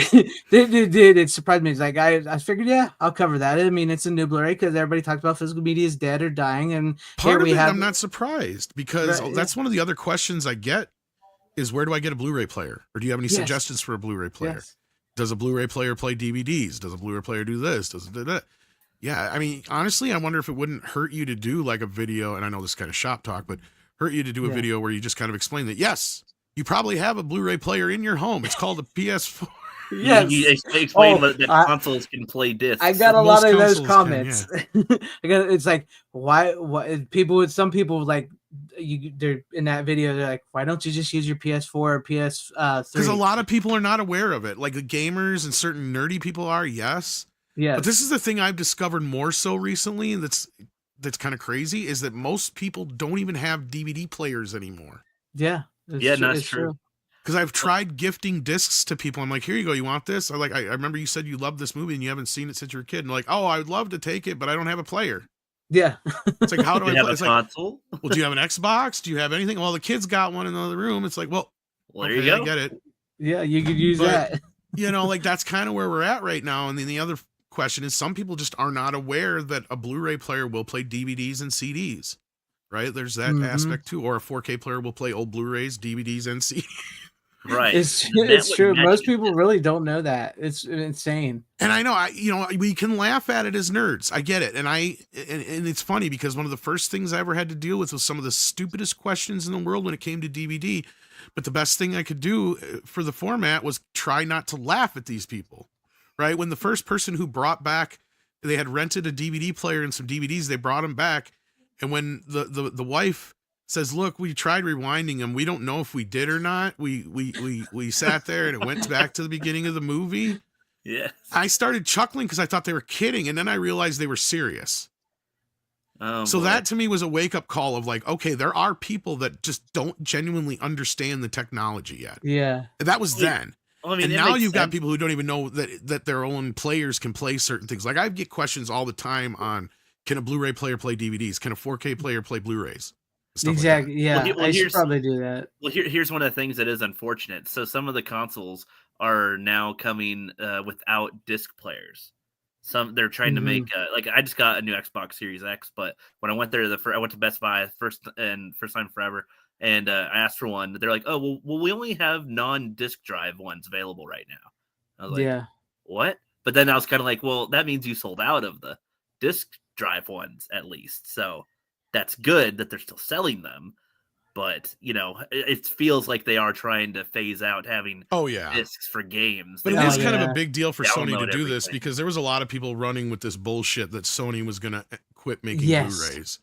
and that video took off for me And as you have well. a video about that too. So yeah, so segue into Say, that. well, if you because I'm wanted like, to get out I of haven't. here, yeah. You're right. So, like, I don't have a DVD player anymore. I have an Xbox, or like I have my consoles have been my I used ways to watch PS3 and movies for a PS4 long for a time, player so- for so many years. Yeah. Yeah.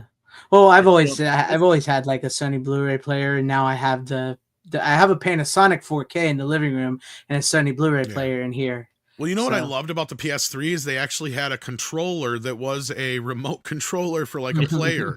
They had that. And it was for one the of the original greatest Xbox. Christmas gifts I ever got. And I found one time after the fact and I bought it just so I had an extra because I'm like, if this other one ever breaks, I want that. Yeah, they had that with the original Xbox from like the 2000s. It came with its own little remote for Right. like movies and stuff, which was cool. Yeah. But, Well, he- anyhow, yeah. let's wrap this up for all the folks out there. Thank you for joining us. Really didn't expect to be this almost 2-hour long show, but thank you so much for hanging out with me, guys. Check out their channels, and we will see you next week when we do the Police Academy movies. So see you then, guys. Take care of yourselves, and until next time. Later. Well, I like turtles.